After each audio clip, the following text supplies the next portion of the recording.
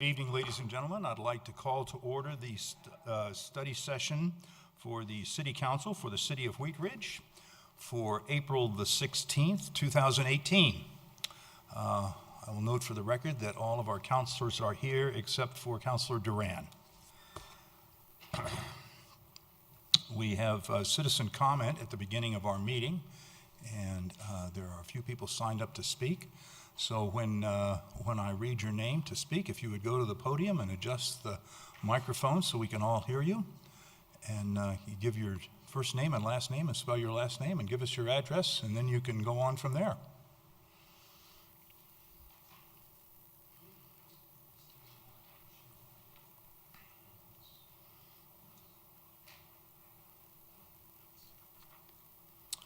Thank you.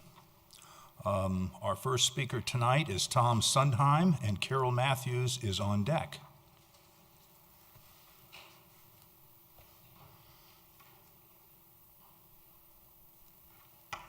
Good evening.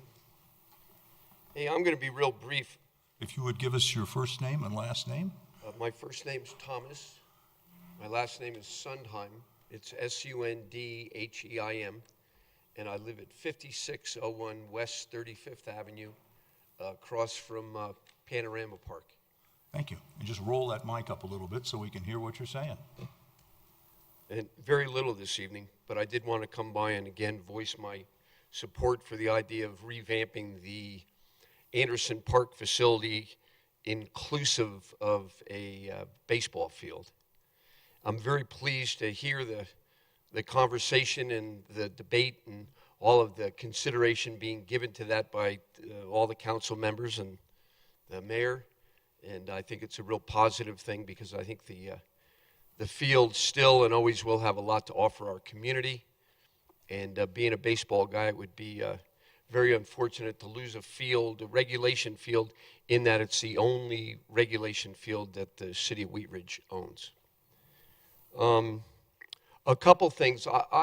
I don't know when it gets addressed, so I'm sorry if I missed it. I was looking for a kind of a statement from City Council regarding baseball, and at some point in time, that may possibly, as far as some kind of statement, to the extent of, what your feelings are, because I know recreation is big, and the Parks and Rec, and all of you do a great job with facilitating fields for the kids, but the question was where baseball fit into that agenda. The one thing that I'll share positively is that when we all voted for the monies, which were substantial, for park expansion, that no way did I read into, even though I guess it certainly could have been implied, or it was implied, that the idea of deleting something from Anderson was ever part of the improvement to that park.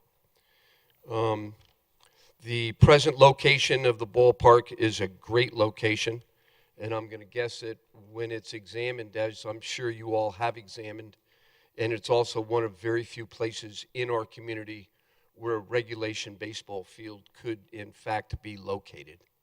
So in that, it makes good sense to my sense that it would be, with some alterations and some fence considerations, still be a great location for it.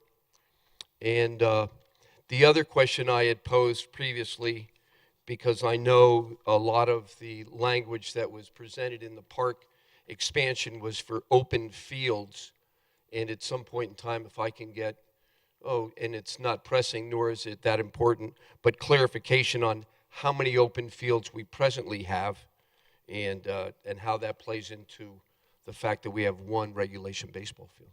So thank you very much. Appreciate it. Thank you. Our next speaker is Carol Matthews, and Vivian Voss is on deck. Okay. I am Carol Matthews, M-A-T-H-E-W-S, 3851 Hoyt, Wheat Ridge. City Council. A couple years ago, I attended a neighborhood meeting presented by CDOT to the business owners and citizens of Lakewood as a precursor to widening Wadsworth Boulevard in Lakewood city limits.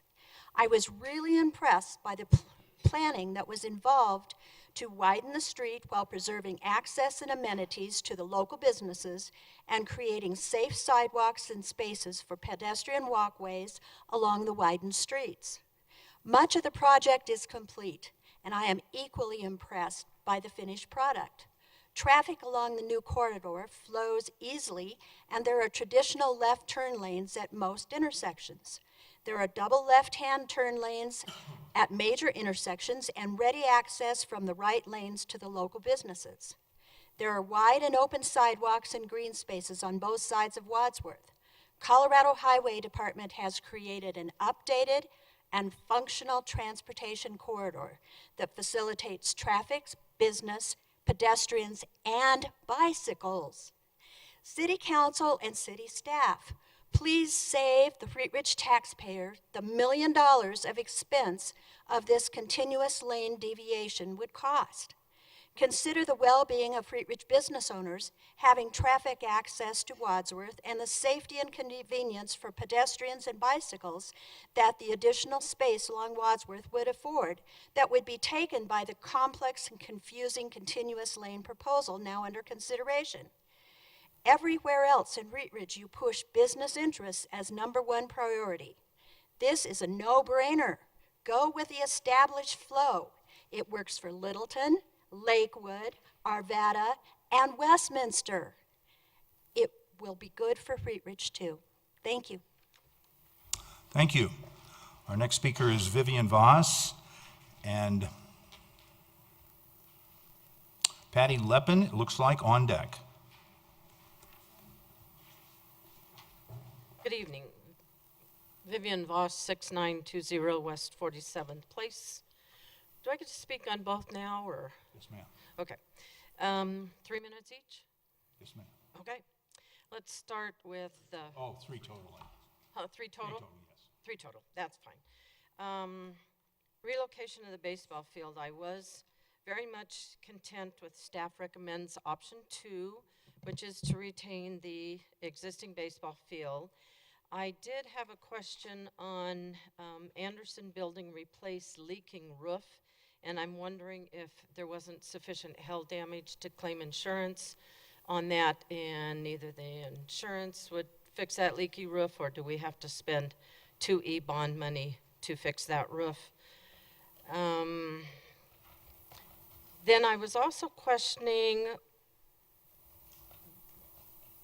this is a study session, so I know things can go different on us by the time it gets to final vote. And so I would just add my thoughts on a large grass area for festival use and a multi-purpose sports practice field.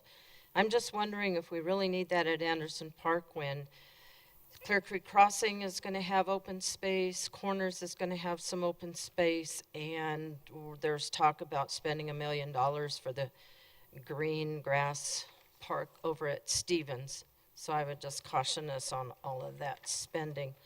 On the Wadsworth widening, I just had a question as to, and you may talk about this in study session, but in case you don't, I just wanted to get my thought out there. Pedestrian connection was added to the Clear Creek Trail on the east side. I'm kind of assuming that's at 48th Avenue, although it doesn't say. I live up in there, so I was quite curious. And then it said 3 articles of public outreach submitted to the Wheat Ridge Connection, and I was just not sure which publication we used for official notices in the city.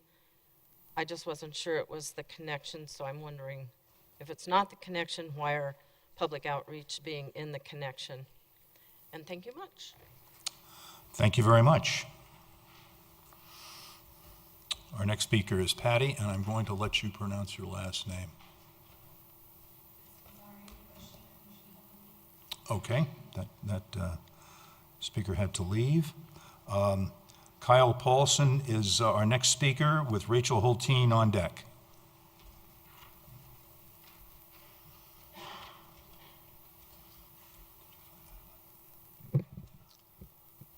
Hi, Kyle Paulson, 4420 Brentwood Street. Last name spelled Paulson. I'm here to advocate to maintain the park at Anderson Park, the baseball field there. I'm one of the old guys that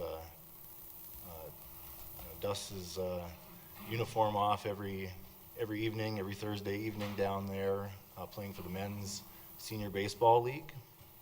We started our season last Thursday, and I'll be out there just about every Thursday night until sometime in September, or maybe even October if weather doesn't let us play in September.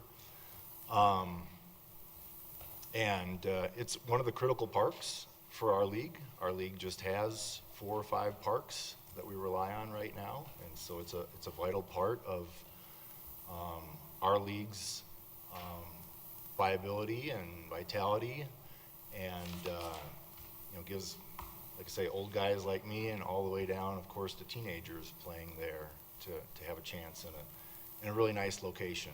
And so I'm not a representative of the league. I'm just a citizen that's of Wheat Ridge that plays down there. And secondly, just beyond my own playing, I really think that having parks like Anderson with a lot of diverse activity there is a boon to the community. I mean, you have the bike trail, you have the pool, you have the playground, you have soccer fields, and it's kind of neat for my family to go down there and see some different activity on any given day throughout most of the year. And even as an outfielder on my team out there, I'm talking to people that are riding their bike by and standing there and want to chat it up for an inning or two, and that's kind of a fun interaction within the community. So that's all I have, but just I would really like to see it maintained and going forward as a great location for a park and for our community. Thank you. Thank you. Our next speaker is Rachel Hulteen with Raleigh Sorrentino on deck. Good evening, Mayor and Council. My name is Rachel Hulteen, and I live at 4690 Balsam Street. And I'm here also to provide some comments about the proposed options for a regulation baseball field and the Anderson Park Master Plan. So this has been a really interesting conversation to follow. I like following conversations like this because they tell us a lot about our community. And what I've learned since this conversation first came up last fall through this process and has been discussed numerous times at council meetings and study sessions is that Wheat Ridge is very nostalgic about its connection to baseball and the heritage of baseball at Anderson Park. And that's really valuable to understand about why after a parks master plan has been adopted and a specific park master plan has been adopted that removes that field, that people are feeling really impassioned about it. I've also learned how important that field has played in the Carnation Festival. And when I'm looking at a once in every 30, 40, 50 year renovation of our city's hallmark park, that our heart really is in that park, it's really asking ourselves what carries forward that is really valuable and part of our identity for the next 50 years, and what are the things that we want to make sure are there for the things ahead of us that we don't know. And so having followed this and read the options that Joyce Manwaring's amazing staff has come up with, I think the issue of losing the lighting is an element to make the Carnation Festival a place where people come and really enjoy the heart of Wheat Ridge. I think that's a valuable thing to keep in the conversation, and at the budget that's been proposed in here should be considered. When we're talking about investing possibly $500,000 to retain this field that serves just men and really just men aged 14 and older, we're talking about a significant investment that doesn't serve the majority of our current community, let alone the future community. And what came out of the Anderson Park planning process and has been discussed numerous times is a vision for an adaptable, flexible park that really serves our whole community today and moving forward. And I understand that eliminating a regulation ball field in a region impacts different leagues. This is my neighbor. I met him when I was campaigning. And I know baseball is important to him. My neighbors play baseball. Losing that field has a regional impact. But Anderson Park is a park that our whole community has been participating in the discussion about what it should be moving forward. And so I think any discussion about where to replace the field should be regional in nature and not fall on the burden of our vision for this park moving forward. Thank you. Thank you. Our next speaker is Raleigh Sorrentino, and Dick Orchid is on deck.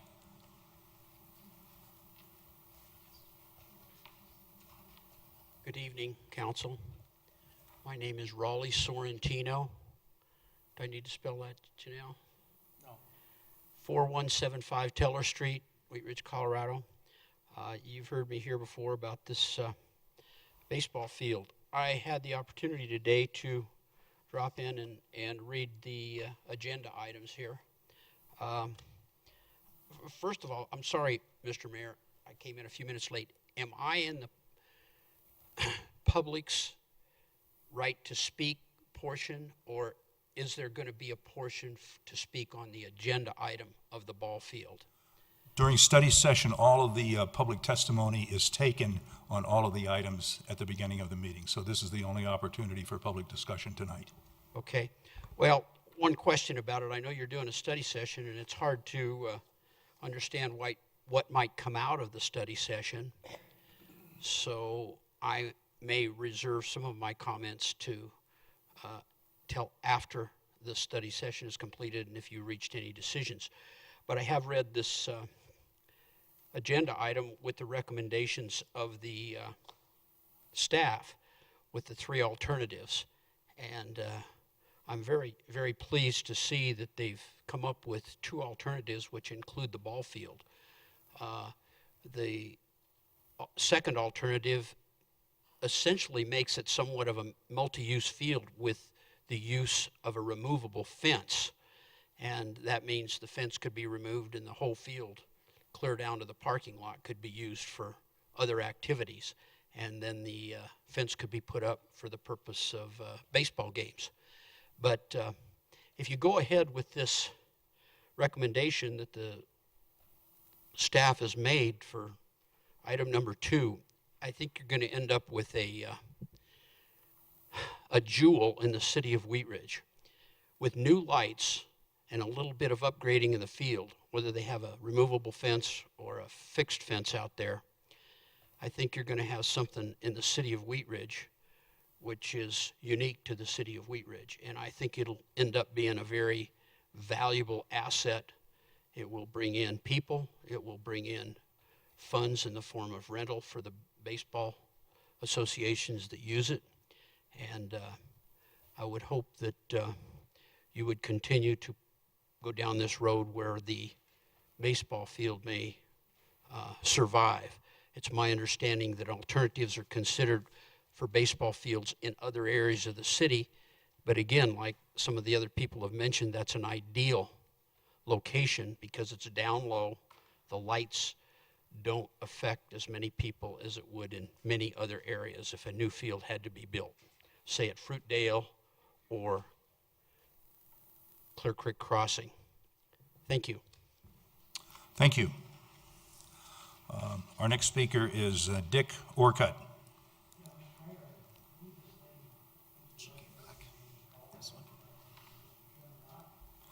All right, well, Mr. Orchid, if you'll go ahead and speak now, we will move to this speaker who's come back.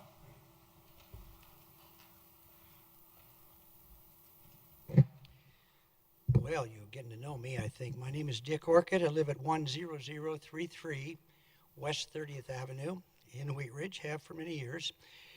And I feel like I'm getting to know all of you, so something good is coming out of this session with the ballpark.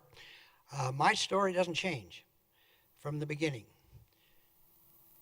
There's no need that this ballpark needs to be taken away from its present location. And also, I think you're going to hear tonight that there's options to allow the ballpark to exist in cohabitation with the master plan that was presented earlier in the sessions that you were thinking about. I see no reason that these two cannot exist favorably over a period of time to solve the needs for the special occasion events that come periodically through the year, as well as the ballpark being there available for its many uses over a long period of time.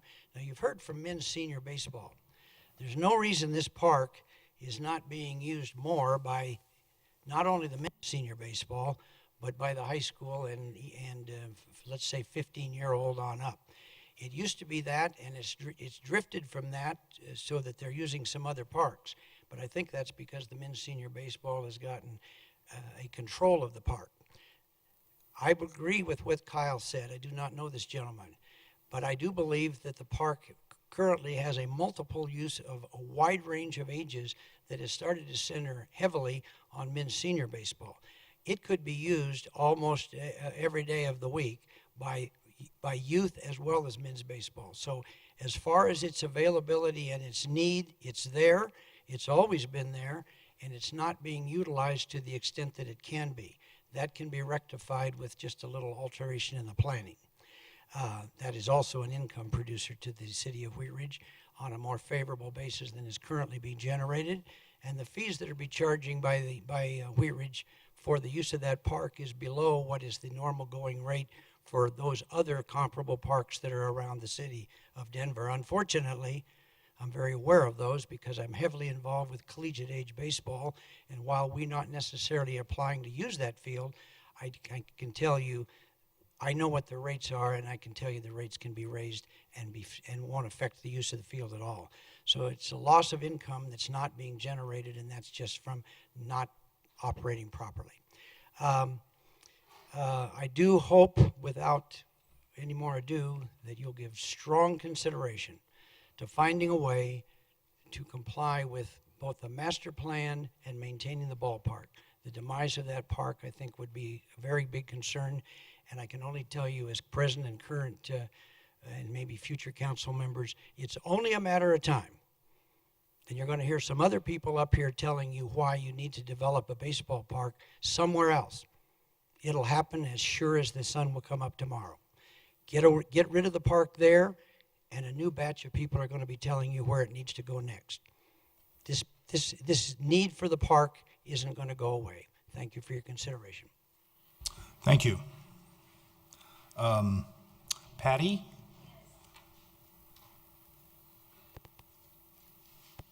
Sorry, I had to take my dog home. I'm law-abiding for animals and people. Anyway, I live at 4175 Garland Street. And would you give us your first name? Sorry, it's Patty Lazari. And spell that for me? Lazzzari. Thank you. And I live at 4175 Garland Street, which is adjacent to Anderson Park. In fact, it's very close to my home. I take my dog and I walk the greenbelt with her almost every day. And sometimes I visit other parks, which is why I feel like I've got some important things to say. I'm sure you're aware that here in Wheat Ridge, they just expanded a whole lot of sports fields over at Prospect Park. And I'm not sure why we need to get rid of the baseball field at Anderson Park. I haven't been to your meetings. I apologize. I've had other things. I've actually been going to school on Monday nights, too. But the only way I could tell you is coming from my gut and my heart is that I have lived here 28 years. I know I'm not as ancient as some people, but that park is it's what's left of Wheat Ridge as a community, a smaller community. Everything has moved up here to 38th Avenue, and they have fields up here too. But those of us who live in that area, we connect with that park.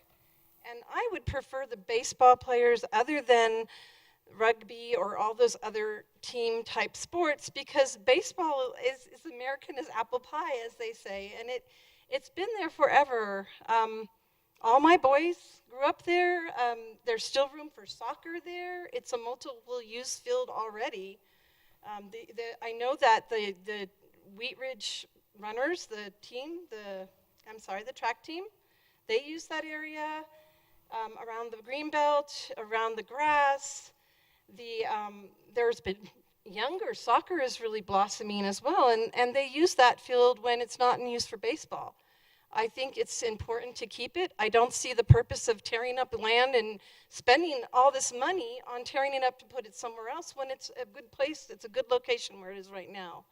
There are other places, if you're gonna move the baseball field to somewhere else, why don't we just consider having the rugby fields and the other fields wherever you wanted to move the baseball field? I'm just not sure what the point is. I don't think we should be wasting city money on doing something like that, tearing up the land just to put it somewhere else so we could put another type of sport field there. I think that the city of Wheat Ridge could better use that money to improve the park, definitely. I speak with the people who work on the Greenbelt frequently. There are trees the beavers have gotten into. It's costed the city some money.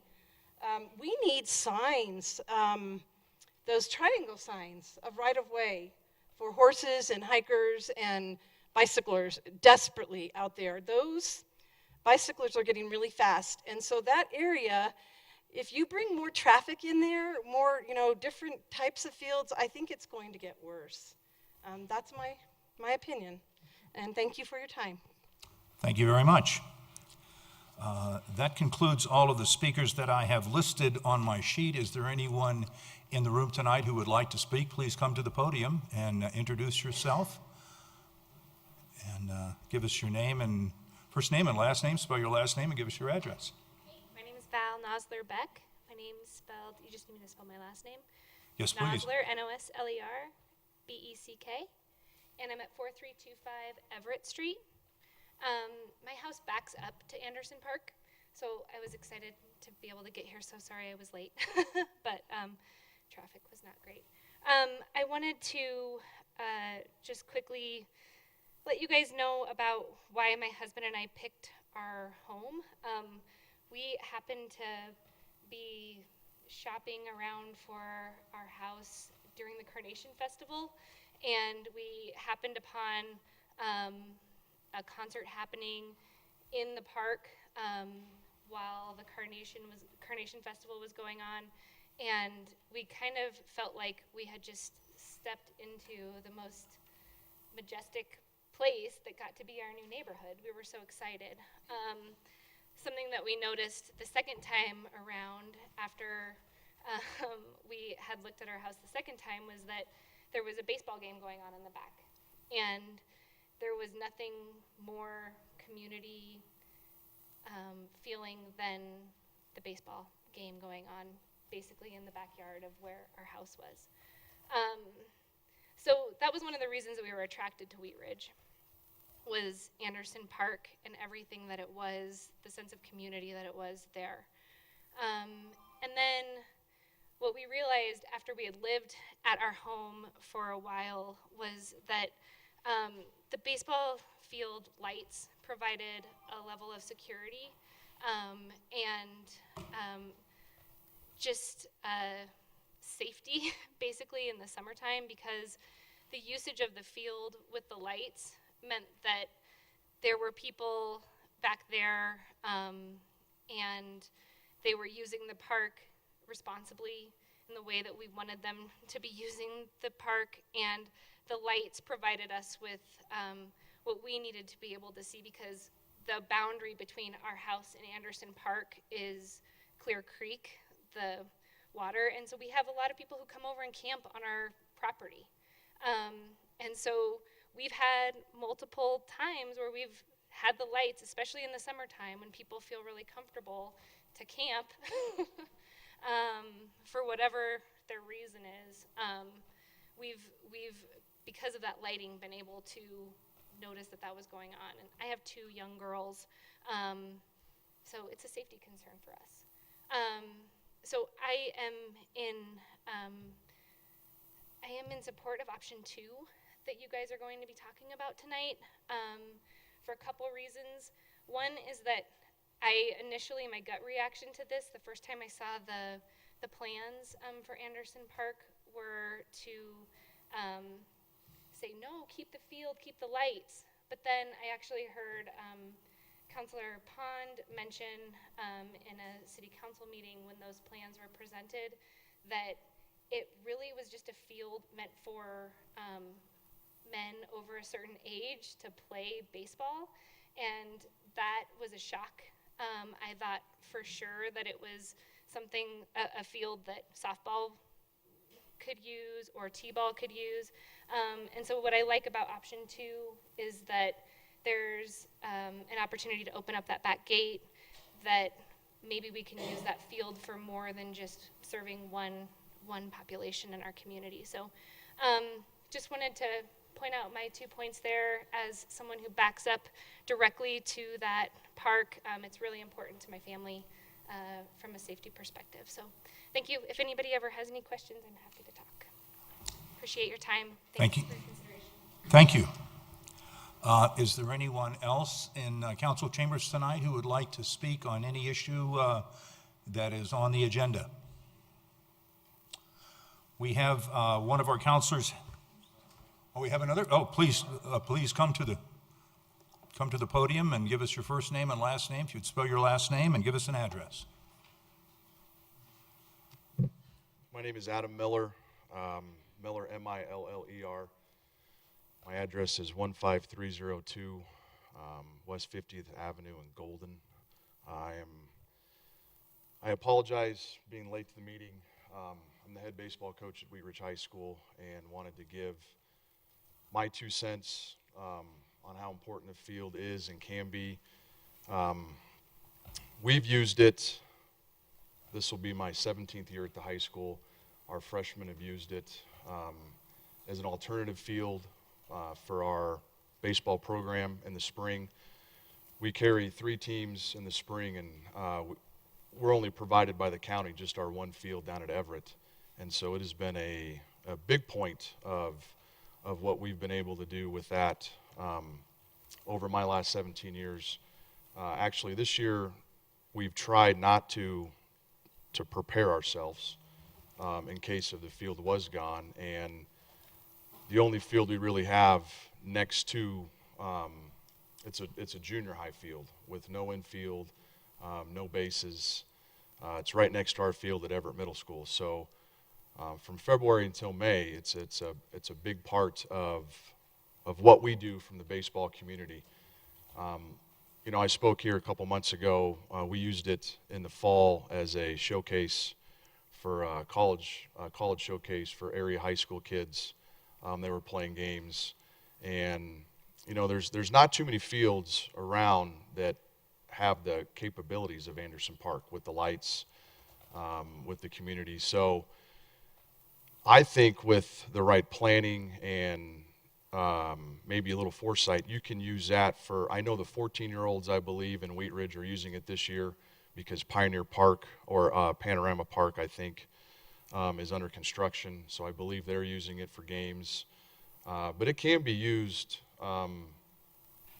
14 years to 18 to, I mean, obviously the adults use it, but it's a valuable space. And you know, once a space like that is gone, especially in a city like Wheat Ridge, I think it's very hard to find a new space. And like I said, just from my experience using our alternate field this year, it's been very hard on our kids. And you know, we don't have time.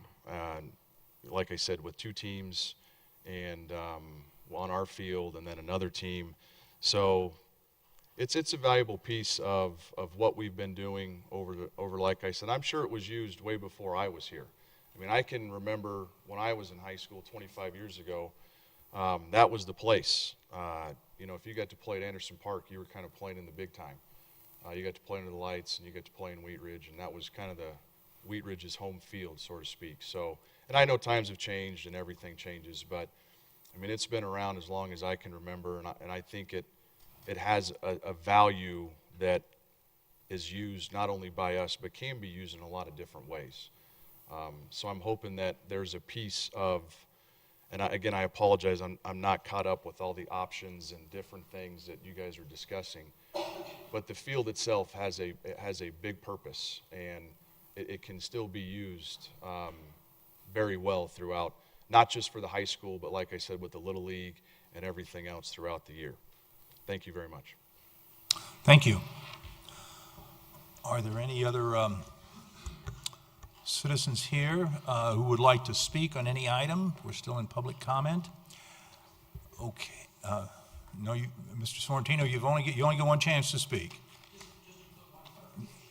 I'm sorry. I'm sorry. Let us go on. Ms. Hoppy has received a piece of correspondence that she would like to read into the record, and our rules allow that if there are no objections from or if there's a majority in support of that amongst the council. Seeing no objections, Ms. Hoppy, would you please read your piece of correspondence? Thank you, Mr. Mayor. This is from Brittany Fitzsimmons, District 1. Good evening, Council. I was hoping to attend the session tonight, but have sick kids at home that have taken priority. I've asked that this be read for the record. I would like to be the voice of two groups. First, the citizens of Wheat Ridge who lend their time and efforts in the various citizen input committees, surveys, meetings, etc., and whom seem to be ignored at the end of those efforts. Second, for the larger soccer community in the city who is struggling to find soccer fields in the growing number of teams, especially small-sided teams who play 9 versus 9, meaning our youth population under 12. Soccer is growing, our city demographics are changing with more kids, and yet we are ignoring the input that our citizens would like a multi-use field to accommodate not only soccer, but other youth sports as well.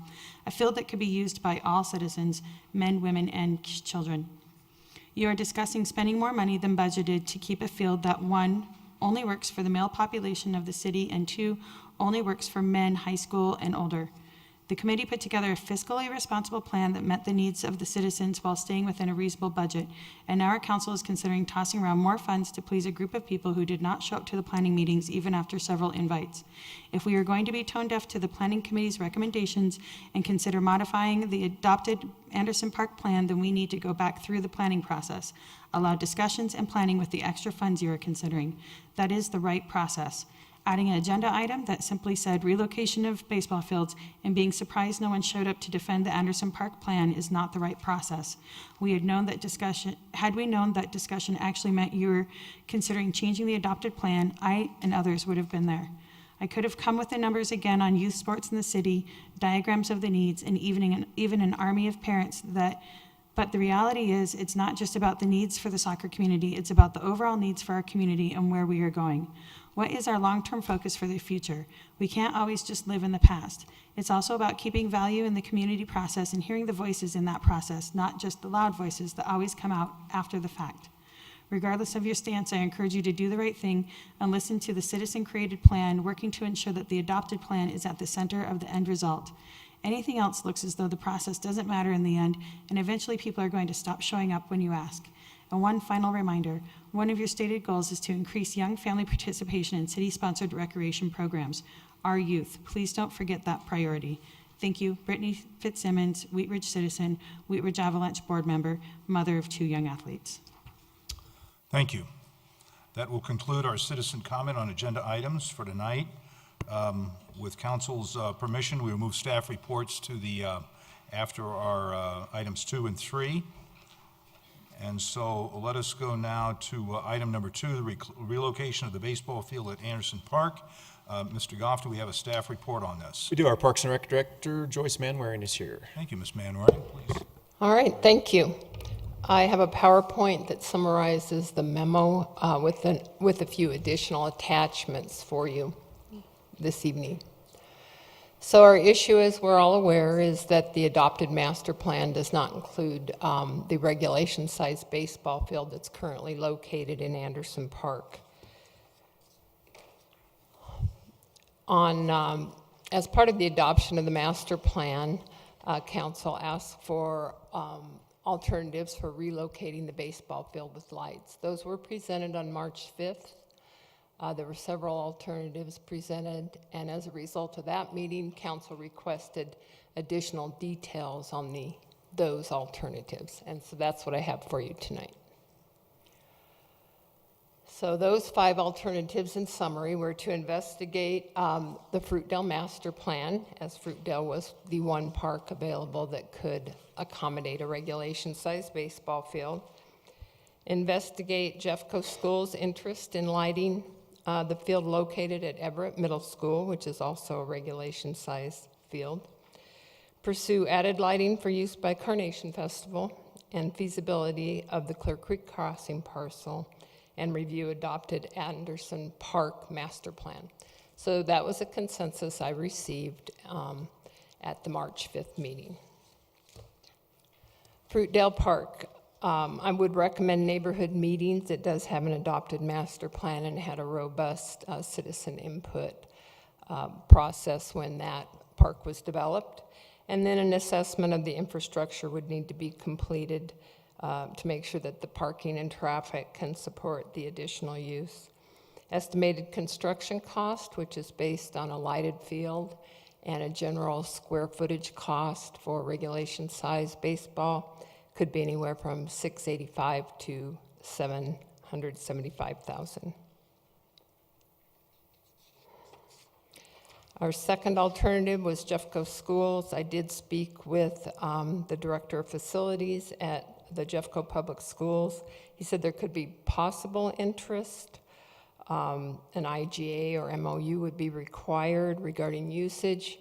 He wasn't completely positive that there would be program opportunities for the city that would work to share with the boys baseball program.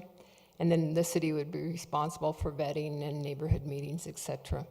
So the cost of that would be anywhere from $275,000 to $375,000, depending on what kind of electrical service was required at the location.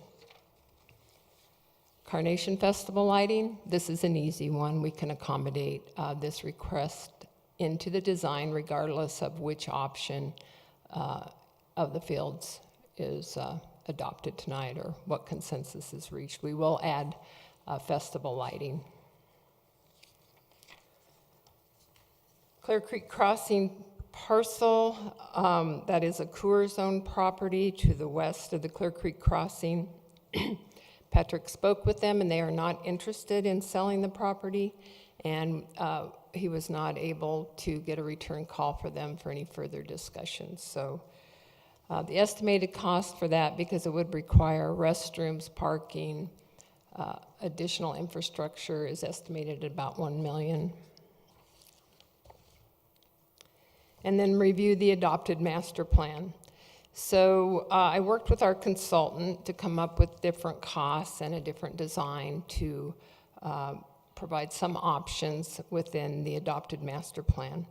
So one option, of course, is to retain what is adopted, which includes the grassy area with multi-purpose practice fields, no baseball field, and no lights on either one. The cost of the multi-purpose field is currently included in the adopted plan in the current budget, and it is about $240,000. Option number 2 is to retain,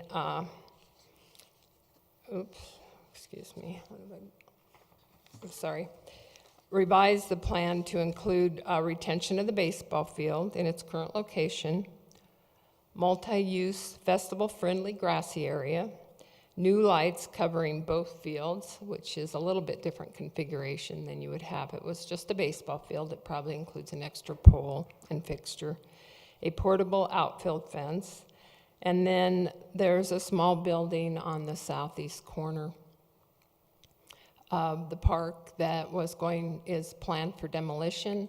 There is a cost included to upgrade that building aesthetically and make it suitable to store the portable fencing, since it's adjacent to the outfield fence or within close proximity.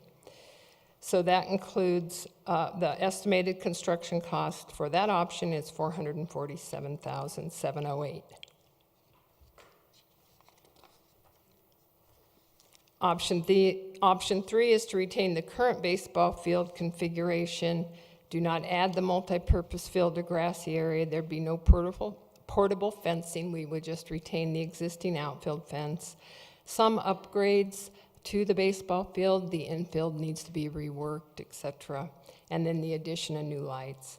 And that includes new electrical service that would be required. So that estimated cost is $400,000. So I have a summary sheet here for you that lists all of the costs of all of the alternatives I just went over. So Fruitdale, $685 to $775. Everett, $375 or $4. Carnation Festival, $25,000, and Clear Creek Crossing, $1 million.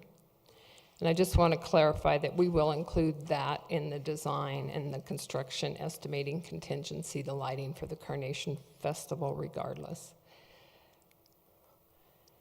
And then the summary of the review of the adopted master plan.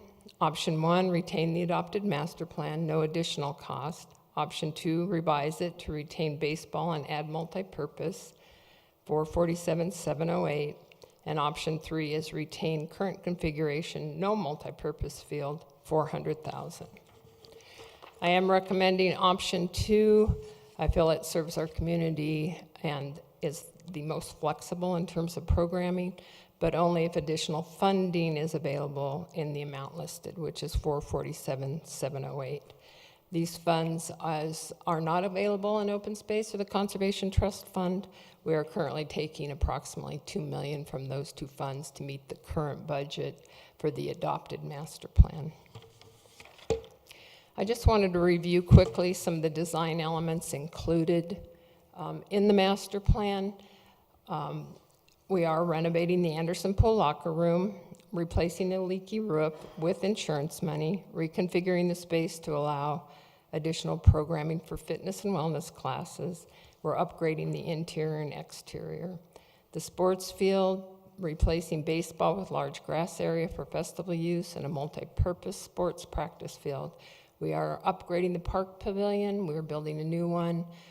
It'll be a performance stage with enhanced features for our performances in the park.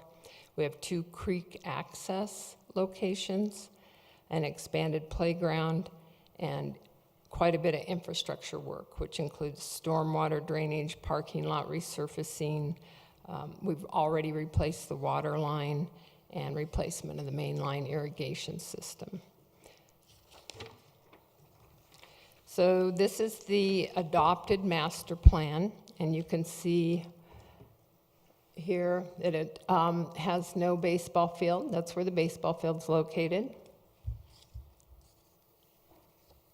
Option 2 is the new drawing that you haven't seen yet that shows the baseball field and then an under 14 soccer field that would fit in here. And then this is the area where the fence would be removed. So about 210 feet of 6-foot panels would be installed that could be taken in and out. This fence would remain as it is. It keeps the trail area, the balls away from the trail area, etc.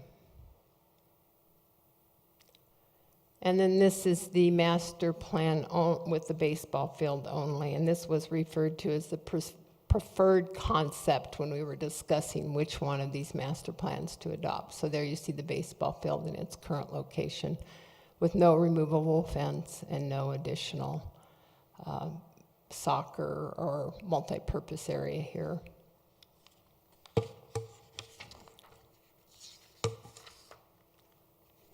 Okay. Thank you, Ms. Manwaring. Okay, we'll open up to questions. Mr. Matthews. Can you go back or remind me on your slides? I thought you showed what was the price to build a new field at Everett? It was like I had 2 prices. One was an error. I had $375,000, and then I had $400,000. So it's somewhere between $375,000 and $400,000, depending on what kind of electrical service is needed. Why is it more expensive to remodel our existing field? We're going to leave some of that in place, but yet it's more expensive than building a brand new field at Everett. Well, there's some cost in.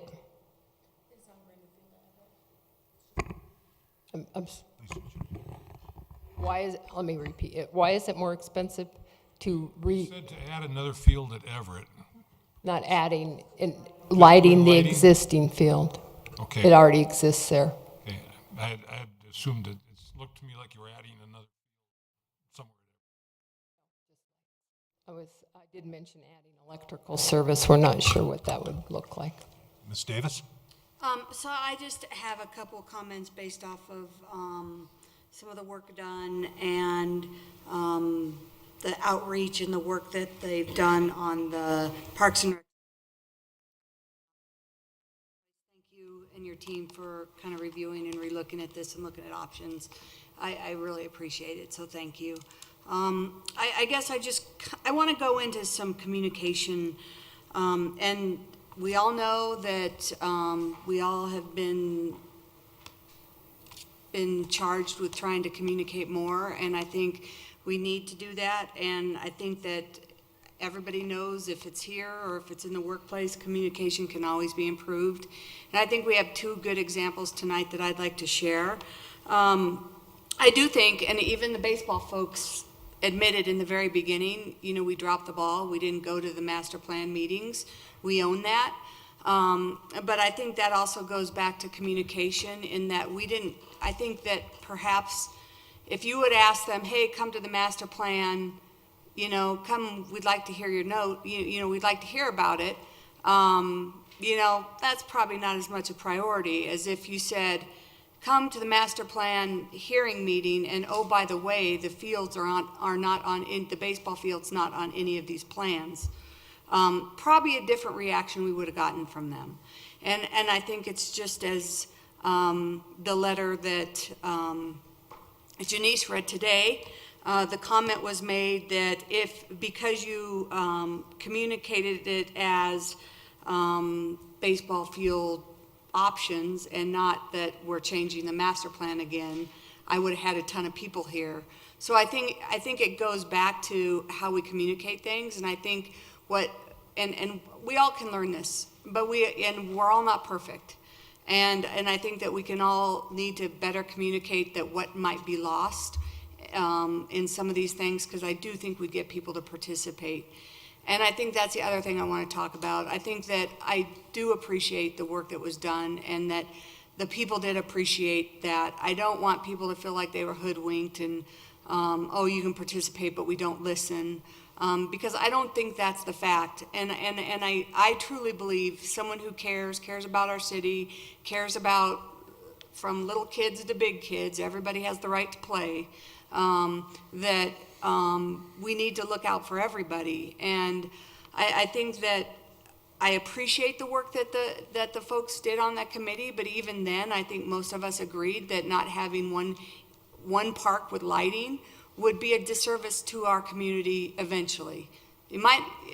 They were attaching it to a baseball field, but again, unfortunately, we lost on the, blues and barbecues event, but who knows, that could come back and it's an event we would probably need lighting. So I think that although we didn't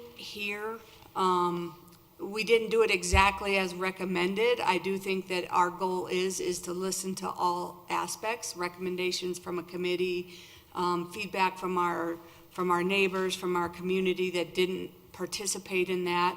And we've even had folks come in and talk about lighting from a safety perspective. And I've had several people from that block approach me to say, those lights don't bother me at all. In fact, I like them. So I think that I don't want this discussion to feel like anybody's thoughts or concerns were discounted. I appreciate the future. I appreciate what it looks like and how we have to accommodate it. But I think it's hard to say, well, these people, there's not as many, so we're not going to do anything for you. So I do think option 2 is a happy medium, that we are still accommodating for soccer fields. I know that there's times that fence is jumped so that they can practice in lighting. So I think the lighting's still a good thing. So that's some feedback on that. And then I want to go back into something Mr. Orchid brought up. And I think that we do need to reconsider the fees and raise them. And so we'll make more money and that'll help pay for lights. I also feel that there's been some comments about cancellations and how the park sits empty. So it might be reserved by the baseball league and then perhaps one team forfeits and so it sits empty. I think we should monitor that as a city and consider that. And I do think we do have that multi-use field if we choose option 2, that, we still open that up to our community, so there might be a soccer game with lights. So I just feel option 2 is kind of meeting everybody's needs. We have other opportunities in parks, and we can create more soccer fields and that type of thing. Thank you. Ms. Dozman. Thank you, Mr. Mayor.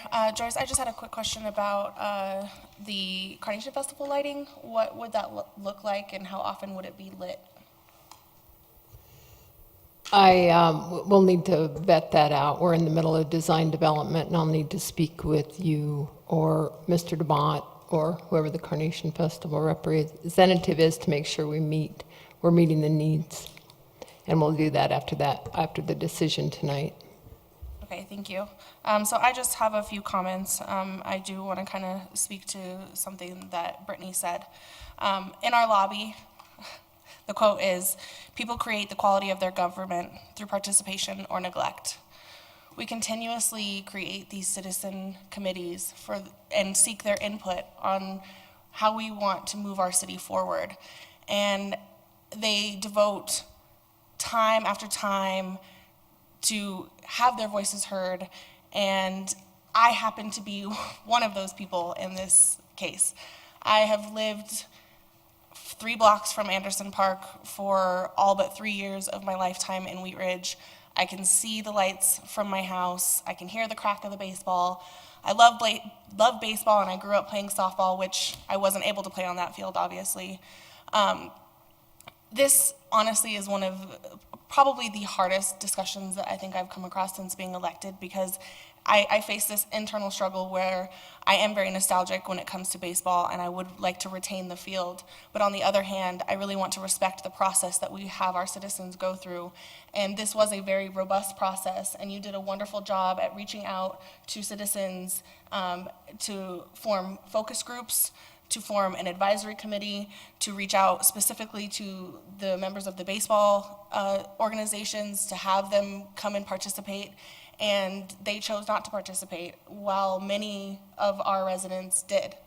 And I don't want to attack anyone individually, but I think that we are undermining our credibility as a city and as a government of being stewards of what the people want to see in our community. And I know government is the art of compromise, and so I really appreciate you going back after this 5-month process and trying to take into consideration some of the concerns within the community. And while I would like to be able to retain that field, I think we did a great job at creating this process and having people's voices heard. And I like option number 2 personally, but at the same time, we have to think about those citizens that came to every single one of those meetings. I myself devoted 15 to 20 hours within this process, and I just really want to be good stewards of our citizens and their input, and make it seem like we are actually listening to them. So I really appreciate this discussion, and Joyce, I just really want to thank you for coming back and with these options. Thank you. Mr. Pond. A couple questions, and then I'll make some comments. Joyce, have you gone through any detailing of what that removable fence is? You mentioned panels. Are these solid panels? These chain link panels? What are they? We have done quite a bit of research on this portable fence and what would be the least amount of maintenance, be the strongest, be most sustainable. And right now we are looking at probably customizing chain link panels with sleeves in the ground. And that was my second question, would be with the sleeves in the ground, when the fence was not installed, how would that, do you feel like you have a detail that's safe for soccer players and everyone? They'd be capped. They'd be capped, excellent. Do you see that, what would be the normal condition? Do you see it, normally the fence is down so that we have maximum flexibility to use the field? That would, I guess that would maybe be my guess, but have you thought about what the normal condition would be? We have thought about it, and it would be based on programming. So what I heard council say was a more balance between soccer, and baseball. Since currently it is a baseball field, we use the majority of it, the time it is used for baseball. So I don't see us taking, it would be labor intensive to take the fence up and down a great deal, more than 3, maybe 2 to 3 times a year. So we see it coming, going up in the spring, down in probably late summer when the festival, for the Carnation Festival, and staying down. So for fall soccer and then community use. So no more than 2 to 3 times a year. Okay, I think I had another question, but I'm going to just give my comments and maybe it'll come back to me. I happen to feel, and I think this is not a surprise, strongly aligned with Councilmember Dozman's comments, specifically about the process. And I've said this the first time we heard this. I think it's really important. We had a lot of people come to a lot of publicized meetings and spend time. And we've heard comments about who came, didn't come, invites and all that. I'm sure I agree we could perhaps communicate better and we could get a different process. But I do agree that it was robust.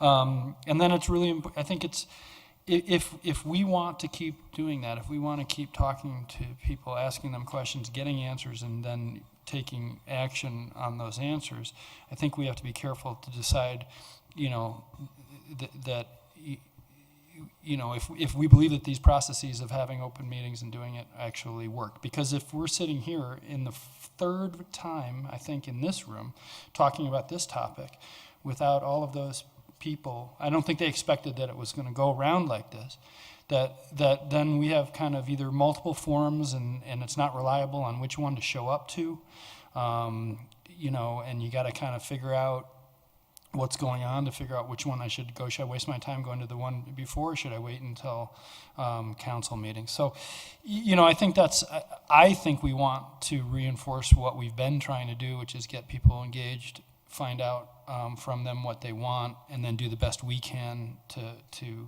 take action on that. And I think we have done that in this case. I feel, again, that serving the community, and it was commented by a couple of people who came to the podium, and certainly in Brittany's letter to us, that trying to create the greatest service to the community based on the input and our good thinking, our consultants' good thinking, I think, is why the base plan was adopted. At least that's why I got my vote. So I'm still largely there. I like the idea of the lights for the festival, and I think we had a good conversation last time on that. So I certainly support that. But and I certainly will engage in a conversation on option 2. I'm a little bit disappointed, but not surprised at all that the fence really is only going to go up and down a couple of times a year. So, I think that really, shows the amount of flexible adjustment that's gonna happen. So, I will engage in a conversation on option 2. However, I will say that's $500,000. So that's that's a lot. That's a lot of money. And I'm not sure. I mean, and again, I think there's a difference and probably a confusion. We should talk about the lights for festivals and the lights for the baseball field. Both things. One, I think, is more low lights for the drives and the kind of on-ground stuff that's happening at a festival. I think I get that. Obviously, the larger lights are for the field. I'm not sure how important that is for the festival or not, but I'll just leave it at that for right now. Thank you, Ms. Hoppy. Thank you, Mr. Mayor. I'm going to go to Ms. Hoppy. I'll come back to you. I agree with both Councilor Pond and Councilor Dozman, and with a lot of what Ms. Fitzsimmons had to say. I think that part of this that makes it so hard is that when you think about baseball and people think about the American pastime, this has become an emotional issue rather than a land use issue. And one of the things that we have to keep in mind is how are we utilizing our land, and is that going to work for us in the future? I was looking through my old notes from, I think, the first time this came up, and one of the things that I was reminded of that I that I had forgotten about is that there were 27 wants identified in that meeting, and baseball ended up at number 21. So it wasn't even in the top 2/3 in that meeting. They had focus groups, open houses, pop-ups, and 4,500 emails and invites that went out to stakeholders. So this wasn't a limited process by any means. And it was, can we add this baseball field in efficiently, and can we use it with the schedule? So if the fencing is going up in the spring and down in the fall, all spring sports are counted out. All spring activities like the Kite Flight Festival and things like that, if that was to come again in the future, are counted out. All the summer sports other than baseball are counted out until you get to fall. And so to me, it doesn't really feel like we're not necessarily spending the money to make it multi-use, because it's not all inclusive.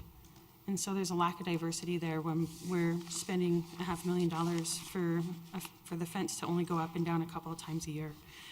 I support the community process. I think it's really hard for us to keep telling them to please come and be a part of the community, but I also just kind of want to remind us as city councilors that topic number 7 that we identified as a vision topic was Wheat Ridge residents are proud of their hometown.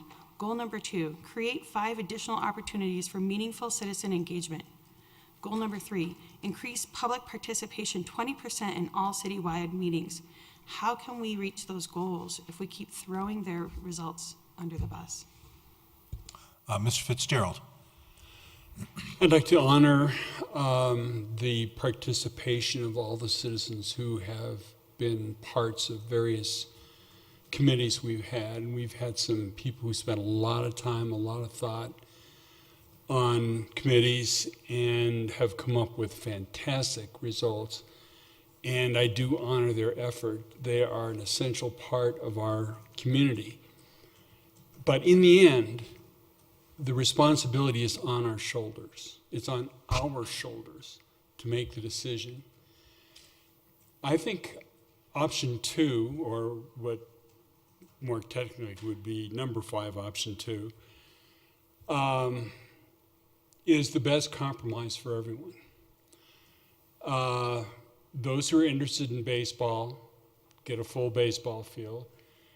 Those who want a multi-use field can have multi-use.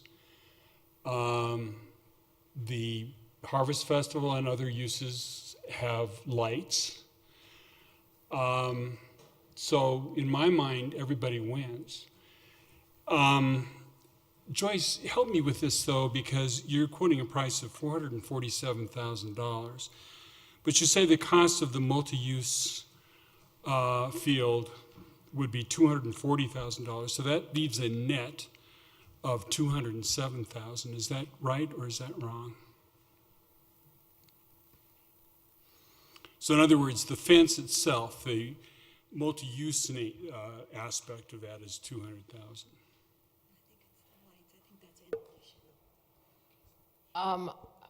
I'd have to, I think I have to answer your question by answering how the budget was put together. So when the master plan was put together, I asked the consultant to isolate the cost. If the baseball field stayed there and nothing happened, what is it costing us to build a multi-purpose field? He gave me a figure of $240,000. So that includes dirt, grading, demo of what's out there right now, reseeding or resodding, irrigation. So that's what that 240 represents. To add a multi-purpose field, improve the quality of the baseball field itself, and add lights is around $447,000. So I don't think the math works doing it that way. The lights itself really run, the estimate we got was $275,000 to $325,000 from Musco Lighting for new lights for the baseball field as configured today. We have since found out that we would need to run new electrical service, which is being estimated at around $50,000. And then the fencing itself, we don't have an exact price on. But I can tell you it's over $10,000. And then there's labor, and they add percentages for contingency when they start adding all those costs together. And then it is improving the field itself and the irrigation. Thank you very much. I would like to express my support for option number 2, because I think that's the only one in which everyone wins. I do like Ms. Hoppy's comment, and maybe Leah said something too about this. I wish the fence were going up and down more often. I think it would make all of the uses more accessible. So bottom line, I want to support option 2. I was just going to say, and I think Joyce would add this too, but I mean, if you want the fence to go up more and down, we need more staff and all the resources that come with staff. So, and so there is an option for the fence going up more, but we just don't have the staff to do that on a weekly basis for, different events. So I don't know if Joyce has anything to add to that. Well, remember, if also think about it, it's not that the fence is up all the time, it's up during baseball season and down during fall, winter, and into spring, and then up and down to accommodate any festival needs. And one of the reasons I'm going to say about the Brews and Blues, or I can't ever quite remember what it is, part of the reason we weren't able to accommodate it at Anderson Park is because we were having a Carnation Festival a couple weeks later, and they wanted to have it in July. So, I think we had a discussion about that, but that may not have been quite the right fit from a date standpoint, but, I think it does help accommodate some of festival needs going forward. Okay, I think Raleigh Sorrentino agreed to go take the fence up and down, so. Mr. Urban? Thank you, Mr. Mayor.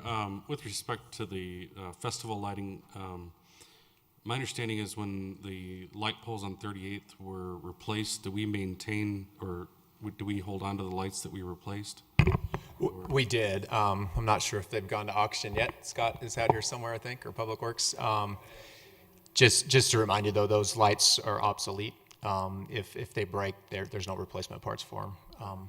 I was just thinking that possibly we could line the thoroughfare of Anderson Park with those lights if we had enough, or if that was a consideration to reduce, reuse, and recycle those.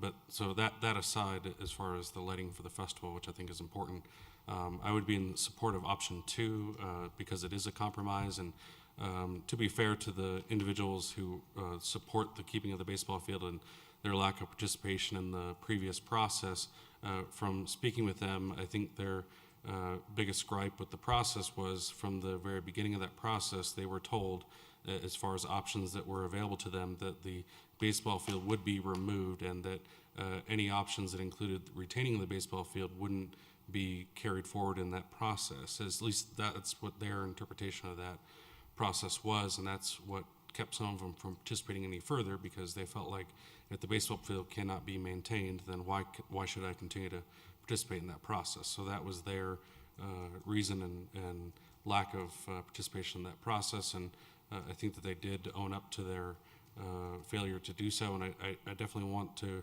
try to find a compromise here, and I think option 2 would be that compromise, so I'd be in support of that. Thank you, Mr. Matthews. Thank you. I have one question for clarification here, and then I have a couple of comments. These removable panels, it was my impression, can you describe which ones you're talking about? Are they a pre-made panel that you just pick them up, bring them over and set them in the holes? Or what's the configuration on that? Well, we're still vetting it. We've gone through quite a few products that we don't feel are substantial enough to put up. For example, they have Colorado Christian College uses a temporary fence out at Lakewood Park, and the yellow foam across the top is what holds the fence together. So they sent me a picture of that, and the fence was like this. So we're really looking for something that's low maintenance, substantial, creates a safe field for the baseball players, and we may have to design it. So right now we're looking at something that would look similar to construction fencing, chain link. It has to be safe. Chain link fence across galvanized poles that we can sleeve into the ground that are around 6 foot. It has to be 6 foot high, so whatever we can do width-wise that we can move and then store in the room. And remember, there's about $50,000 in there to upgrade that storage room so it looks good. Then we can keep the fencing in there, and that's part of the 447. Okay, thank you, because I was just trying to envision this in my house, in my head, and I was thinking, well, it's about 200 feet of temporary fence. If they're 10-foot panels, that's 20 panels to place. You know, 2 guys ought to be able to do that in, 4 hours or something. It's not like, it's an all-week process, I'm hoping. So that was my thought. As far as my comments, I'm reminded of a line from an old movie. What we have here is failure to communicate. And I think we are continuing that process even now.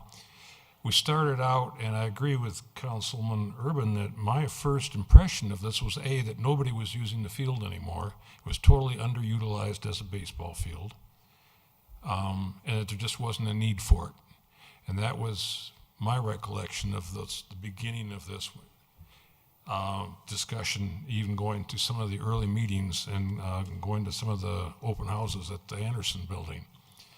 And even then, it was my feeling that nobody wanted the baseball field. So I think we had failure to communicate there. I think a lot of people didn't realize the field was going to go away. So they just thought, oh, yay, park's being upgraded. It's a win-win. Nothing serious there to be concerned about. And although I do respect and appreciate the citizens' participation, I still find that we have a regular group of people who are activists and do come out and participate, but it's a very small percentage of our population. And we have to realize that we're extrapolating the needs and wants of the community by a relatively small group of people that sign up. I know at one of the meetings I went to, there were only about 10 or 20 people there. And we're out of a town of 30,000 people. So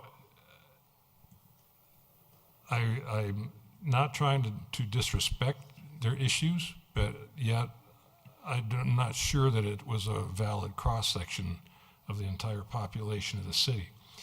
I think we have failure to communicate too, because according to the letter that Councilwoman Hoppe just read, the lady had the impression this was going to be baseball only, just same old, same old. And she was objecting because the kids wouldn't be allowed to go in there, and that's not the case. So we're still having some failure to communicate to the public, the total public, what we're intending here. And I think if the field takes half a day or 6 hours to put up and down, it could probably come up more than once or twice. And if we charge more money for baseball, that could be paid for. I'm not sure we have to hire a staff people just to put the field up and down. And I'm reminded of back in the 70s, there was a guy by the name of Townsend that was a corporate troubleshooter. And he went around to places like Avis Rent-A-Car and Chrysler, and they brought this guy in as a Hail Mary type CEO to straighten out the company. And he was pretty successful at it. But one thing that always stuck in my mind when I read his book and when I heard him, he said, I only made the right decision first time out of the box about 30% of the time. After that, the other 70% of the time, I had to revisit my decision and adjust it for more facts, for more input, for outcomes that weren't exactly what I expected. And I think that's also part of our responsibilities here. We have a chance now. We've revisited this issue, and we have a chance we've made our 30% decision. Now we have a chance to come back and take a second look at it. And I think it deserves a good hard second look, because option 2 does provide for more people and gives us the opportunity to have more diversity. It's not just old white guys that are going to be out there on that field if we take option 2. We spend a lot of money for bicycle people. It's a very small percentage of our population. We put playgrounds in our parks, which are for little kids only. That's a small percentage of our population. We do a lot of things. We do the skateboard stuff over at Discovery Park. That's for a very small percentage of our population. But I think this does give us an opportunity, if we go with option 2, to address the needs of the maximum number of people, and with some innovative thinking, we can probably make this pay for us in the long run and increase participation in our recreation department, which is the goal all along. Thank you. Mr. Mayor, can I? Yes, please, Mr. Goff. Yeah, I'd just like to address a few comments that were made about our park staff, and that, you know, this should just be an easy thing for them to throw fences around. And Joyce, could you remind us how many parks we have and how many parks we've recently added? I don't know, I put you on the spot, but I'll just generalize that. And we've added Discovery Park, Hopper Hollow Park, Creekside Park, all in the last 5 to 8 years, and we haven't increased staff. So just, you know, just to be transparent, and I'm not saying that our staff doesn't work hard and can't move fences around, but we have a lot of parks, a lot of trails, a lot of open space, and we have very limited staff. If we could take those fences up and down every day, that would be great. It would be much more flexible. It's just we don't have the capacity to do that. And I just want to make sure that there's understanding, that people understand that we can't take fences up and down in one park without having an impact on some other parks. We can certainly look at what it would take to make that happen, but that would probably require some additional resources. But our Parks Department works very hard, and we have a lot of open space, a lot of parks, and it takes a lot of maintenance. And if council wants to be a little bit more flexible, we should have a discussion about additional resources that might be needed. We can do that. Ms. Davis. I would like to see if the council would be willing to entertain a consensus at this point. Do you have more? Just one question. Councilwoman Duran was ill tonight, and she has stomach bug, but she did ask me to mention to you all that she was in favor of option 2, and I don't know if that affects your thinking or not, but she did send me a text message on that and just asked me to express her opinion for the rest of you. Thank you. Ms. Davis? I would like to suggest or recommend a consensus to move forward based off of the staff recommendations and hard work, thank you again, to move forward with option 2. I guess, just to add to that, can I add something to that? Sure, you can add something to it. That we consider either raising the fees or doing a market study on the fees that we charge, and right now it's like $40 an hour for lighted fields, so at least we understand that the fees may go up based on the renovations.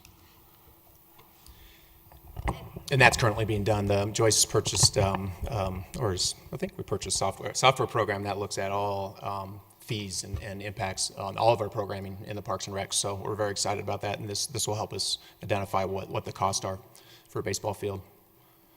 Give me my Okay, mic. so this was to go with option number 2 on the consensus with the reevaluation of the fees that are used for the baseball. And may I see a show of hands again, please? Right side to Ifea. Okay, so it's four for that. Mr. Pond, you had yes. We've got our consensus. I just want to make sure from a budgetary standpoint, I want to kind of reiterate Councilmember Fitzgerald's question. The way I read your report, the option 2 is additive 447,000. You don't subtract out the 240 that's in the base. It's additive 447,000. That's what it is. So I just want to make sure everyone understands that when it comes back up to vote, we're not going to see 200 and something. We're seeing 447 added to this budget. That is correct. Ms. Davis? So just a couple additional items. So to that consensus, obviously, we're going to have to come back with where we might come from with the monies, because you said it wasn't in the funds. So I know we have some extras from permit fees, and so maybe staff can consider some things. We're not sure. I think the other thing is to extend maybe the field.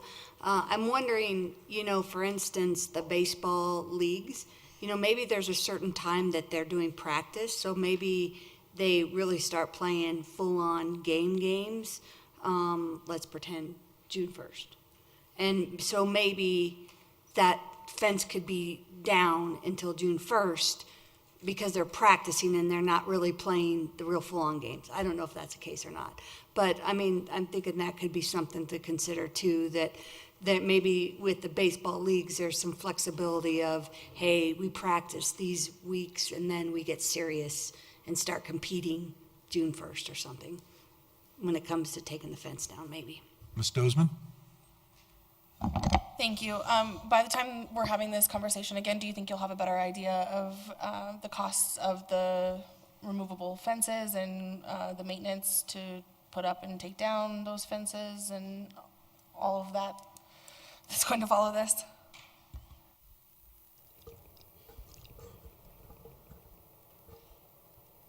So what was the first part of that? When we have the funding figured out, or?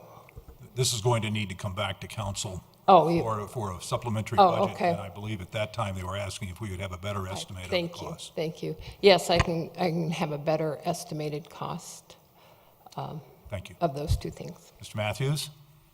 And if you would, in view of this adjustment, if there's any value engineering that's available out there while we're going through this. For instance, right now, I'm not sure that we're building that bicycle track, are we? No.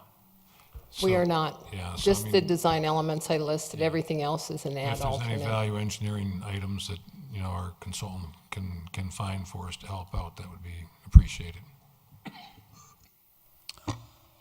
Ms. Dozeman? Sorry, one more thing.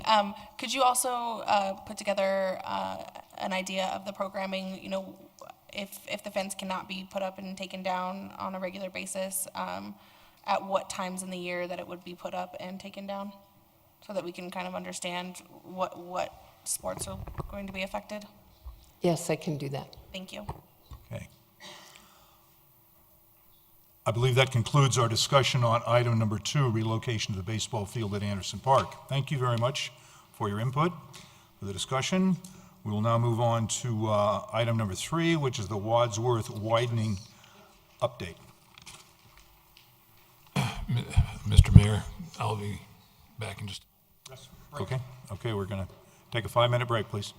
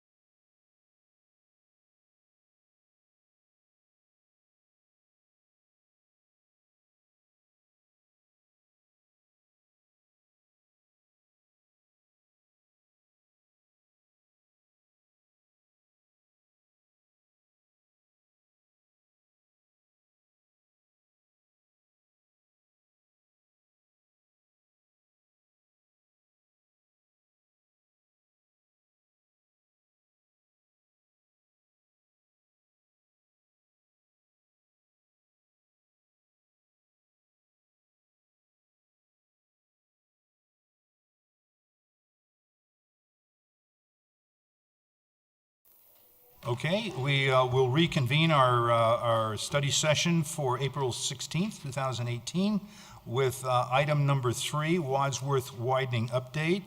Mr. Goff, do we have a staff presentation on this? We do. Thank you, Mayor. We do. We have some updates on our Wadsworth project.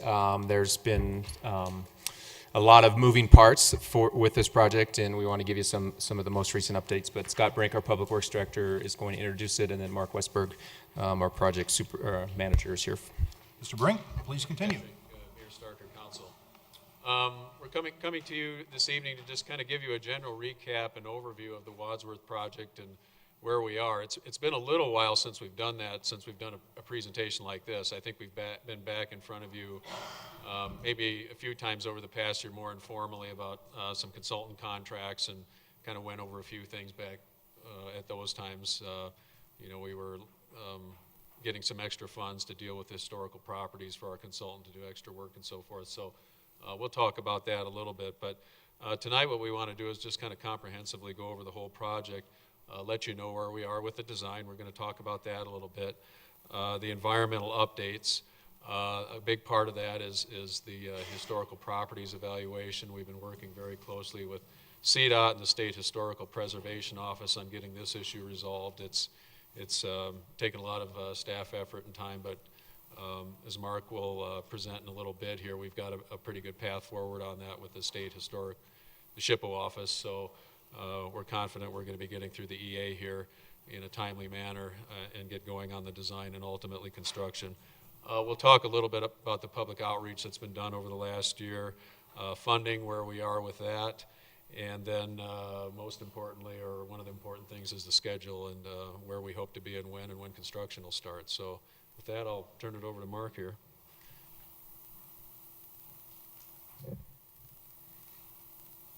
So the first update is just sort of an ongoing update on the continuous flow intersections. And again, our two consultants have been doing a great job. I just want to highlight their names, HDR and then WSP. Been doing a great job for us. And this is just a real simple graphic of what a continuous flow intersection is as we continue to work forward on this. I know there were several comments at our November meeting about the CFIs and things like that, so we just wanted to highlight a few things again. It's what's called a displaced left turn. This is very similar to the concept of what's up at McCaslin and Highway 36 with the diverging diamond. I did look up on the internet tonight, and there's actually a Wikipedia article now on continuous flow intersections, and there are 26 of these built within the United States. There are 3 in Colorado, and there are at least, with one of those being, Colorado Springs just opened one in December of last year. They said a great time to open a new intersection is during the Christmas rush. It's a really good time to do that. But they only had one issue. They had one driver that went the wrong way on that intersection at one point. But otherwise, they've had no issues with the one they opened in December. There are, I think there are 5 more of them besides R2 planned for Colorado right now. There's 2 more on Santa Fe. There's one at Gun Club. And I believe the Springs has 2 more planned. They're doing these instead of grade separating. In the past, they often grade separated major arterials when they met. And what they're doing now is doing CFIs or other kinds of innovative intersection treatments like this. So the big advantage of these is that the through movements and the tuning movements on Wadsworth get to go at the same time. And so it greatly increases the capacity of the intersection. In some cases, it increases it by up to 50%. In our case, I think the number is more like about 30% compared to having a traditional intersection with those double lefts that we've got at some locations now. It has that signal that's at the very top and bottom. It's called a crossover signal. In our case, those are about 600 feet before the main intersection. And we've got ours stretched out with single left turn lanes. Often with these CFIs, you see double lefts, and those crossover signals are about 300 feet away from the main intersection. But it makes the intersection very, very wide and would have greatly impacted all of our properties at the corners of 38th and 44th. And so we stretch those out, and this actually fits in pretty much the same width that a traditional intersection with double left fits in. So we pretty much get the same kind of right-of-way impact as we do overall with these CFIs. It also allows signalized left turns at those crossover signals, and I'll pull up a graphic on that in a minute. The other thing it allows for us is pedestrian crossings at the crossover signals. CFIs are a little daunting to get across for pedestrians. and that's acknowledged by most people. And we have a very simple one. The really complicated CFIs are even worse. You have to look like 4 different directions as you cross the road, depending on which way the cars are coming from. So with ours, we're putting pedestrian crossings at 3 of the 4 locations where we think we'll have the highest ped use. And it's a 2-stage crossing. So you walk out, there's a median to stand in the middle of the road that's like 16 or 17 feet wide, and then you hit another button and you get to go the rest of the way. And for people like my wife who has issues traveling long distances quickly, this is a much preferred option for her to use these kind of the 2-stage crossing. So the left turns, what this does for us is, the big traffic signal emblems on the graphic are where our normal, those main intersections are, so 38th and 44th, and then we're also going to relocate the signal from 3 Acre Lane to 41st. And so those are just sort of, that's where the main signals are, and we allow, certainly those left turns at those locations. Yep. Oh, it shows up here. So this is one of our CFI locations. This is a traditional intersection with single lefts. This is the other CFI location. And these, so this is 41st, and this is this is 44th, and then this is 38th down here. These are blow-ups of those, slightly blown up, of those 2 main CFI intersections. And then at these are the 4 crossover locations at 36th, at 39th, at what would be 43rd if it existed, and then up here at 45th is the 4th location for the crossover. And so what that allows then, it allows someone, they can turn here and cross over into this left turn lane and then wait at the main signal, but it also allows someone at 36, for instance, to be able to have a signalized left turn into the new corners development, which wouldn't exist otherwise. We were told very emphatically by CDOT, you will not get a traffic signal at this location, but with the crossover signal there, we get a signalized left turn into that development. We also get the same thing into the existing marketplace where the Safeway is. And then we also get that for what I'm calling the Grawl block. It used to be the Grawl family estate on that, and it's divided up among the various family members. But we get a signalized left turn basically right there at the little coffee hut into that large block of development. We also get a signalized left turn onto 45th, which then gives the Pep Boys and all the folks that are in there access to a signalized left turn off of Wadsworth. So that's one of the benefits of these CFIs is we get additional signalized left turns, and it just so happens it's 4 of our major blocks for shopping in our corridor. And then for pedestrian crossings, what we would normally have with pedestrian crossings, we'd have them at 38th, we'd have them at 41st, and then we'd have them at 44th. That'd be the only places on this entire 1.25 miles that we could have pedestrian crossings. With the CFIs, we get to add a 2-stage pedestrian crossing at 36. We get to add one at 39th, and then we add one at what would be 43rd, so just south of Amici's. And that's the places we can add those. We can't, I'll go back one. We can't add one at the other crossover location because our right-of-way is constrained there because of Holy Cross Lutheran Church being a potentially eligible historic property. And so we don't have the room there to widen out the median in the middle to put a 4th crossing. And according to our analysis of future PEDs and potential pedestrian movements, those other 3 locations where we think we're going to meet warrants to put in those PED crossings. We still have to meet those warrants in order to put in a crossing. So those are the places that we could do that. So environmental updates, I'm going to talk really, not briefly at all about historical revisitation, but really briefly about noise walls and then about visual impacts. So, and again, our consultants have been doing a bang-up job in getting through all this historical process. It's been a real struggle for us.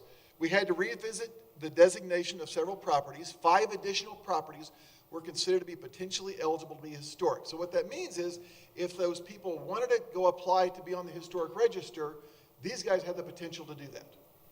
We're not putting them on the register. They won't be on the register. They're from the world standpoint, they're not historic properties, but for our process, they're potentially eligible to be declared historic. So they're mostly at the north end of the corridor. 3 of the 5 properties were at the north end. And the additional research and evaluation delayed the project 10 months and cost us about $600,000. There were significant impacts on the streetscape design at those properties because we had to do everything we could reasonably to mitigate our impact. In spite of all that, when everything fell to the floor in January of this year, 3 of the properties are considered to be adversely impacted. So we're going to talk about what that means at those properties. So the Lutheran Church, Holy Cross Lutheran Church, is one of those properties that was the one that was in our previous process, was considered to be potentially historic. It still is. And what we're going to do there is shrink the amenity zone to 2 feet and shrink the sidewalk to 8 feet at this location. I see eyebrows going up, I know. So the amenity zone will be very similar to what's on 44th Avenue right now with that little bit of sort of the red brick paving kind of thing that we've got there. And what that does is it keeps the sidewalk and stuff far enough away from this little sculpture garden in the front that with this it's considered to not be an adverse impact, which is a good thing for us. So that's what we're doing at that location. Up at the north end, there were 3 properties that were deemed to be potentially eligible. The Intermex building just south of the C.M. Dunn building, which used to be the Arapahoe House and is now Jefferson County Mental Health, was considered not to be eligible. Oh, sorry, I got a cursor. This one was considered not to be eligible, so that was a good thing. So we're dealing with what used to be Arapahoe House, this mid-century modern flat roof building, and then this 1918 bungalow. I actually met with this property owner today to talk about the impacts to his property and what's going on. So those were the 3, and what we're planning to do in front of the Bacher House was considered to be not adverse. What we're doing in front of the Davis House and the C.M. Dunn building was considered to be adverse. And so we're going to talk about what that means and what we're having to do there. So this is, again, what those properties look like today. I don't think you can see the rocking horse on top of the Davis House, but there's generally a rocking horse on top of the house. I'm not sure why. There's a chair up there too, but there's also been a rocking horse. Maybe the winds blew it off. I'm not sure. So the 1918 Bacher House, this is the guy I met with today. This is what it looks like today in front of his property. We're going to be widening the road about 11 feet here and then adding a 2-foot amenity zone and an 8-foot sidewalk, very similar to the design that's in front of the Lutheran Church. And so that's going to look like this. Everything gets a lot closer to his front door and things like that. This is the Davis House. Now, the road is getting closer and the sidewalk ends up nearly against the building. And that's why the State Historic Preservation Office considered this to be an adverse impact. Even if we eliminated the sidewalk, they still consider just the road widening to be an adverse impact. And so we have to mitigate that, and we're going to talk about what we're going to do to mitigate it. And then in the background of this one, you can also see the old Arapahoe House sign that was there. We have to move that sign because the sign's pretty close to the road today. And by moving the sign closer to the building and then again doing a 2-foot amenity zone and an 8-foot sidewalk, they still consider that to be an adverse impact because the road's getting closer to the building. So of these 2, so this was the Davis House. Our previous design had the road moving 9 feet and a 6-foot sidewalk literally being like 2 inches away from the building. What we went back to them with was we shifted the road a little bit so the road's moving 7 feet closer, and we're putting a 5-foot sidewalk so it's 3 to 4 feet away from the building. They still consider that to be an adverse impact. And honestly, unless we just don't build the 3rd lane here, it's the only way not to have an adverse impact. So we got an adverse impact at the Davis House. With the C.M. Dunn building, what we were doing before was the road was getting 16 feet closer, and then the sign had to be moved within 2 feet of the building. Our sidewalk was within a couple of feet of the sign. Where we landed on that was we were able to move the road 1.5 feet closer to farther east, and so we gave a little bit more room. They still considered that to be an adverse impact. They thought moving that big sign that much closer to the building was the adverse impact, and just the roadway being that close to the building was an adverse impact. So the other 2 locations was Wardle Feed, which is behind the building, so they considered what we were doing there not an adverse impact. The Pierman Law Firm building was at one point on the list to be potentially historic, but it was determined not to be eligible, so that one's off the list now. The Butters Plum House, which is where Dayco and Sons Fleet Maintenance is, this building over here, is also considered to be an adverse impact. This, of all the things we did in this thing, this is the one that was most frustrating for us as a city staff and as a consulting team, because we're literally saving asphalt in front of the building is all we're saving. So it's really, really frustrating for us. So again, this is what those properties look like today. At the Butters Plum House, and I think it's a cool building. Don't get me wrong, I love the building. I think it's very neat. Before, the curb was getting 9 feet closer to the building, and we were getting within 2 feet of their front step with the sidewalk. So we went back to them with was, hey, we can do some things. The curb's still getting 9 feet closer, but we can shrink our amenity zone to 6 feet. Now, Because this is one of the locations where the peg crossing occurs, we need that 6-foot immediate zone for the ramp to come down off the trail, off the sidewalk, to get down to the street. And so that's why we couldn't go down to the 2 feet. So we've moved the sidewalk, and we shrunk the sidewalk to 8 feet. We moved it so it's now about 7.5 feet away from the building. They still consider that to be an adverse impact. And not just the sidewalk, but also just the road moving 9 feet closer, they consider to be an adverse impact. So this one was particularly frustrating for us because it's been a sea of asphalt in front of this building since about the 1950s. So what we have to do to mitigate, so a year process and $600,000 later, we have 3 adverse impacts. What we have to do to mitigate this is interpretive signage, is on our list for mitigation.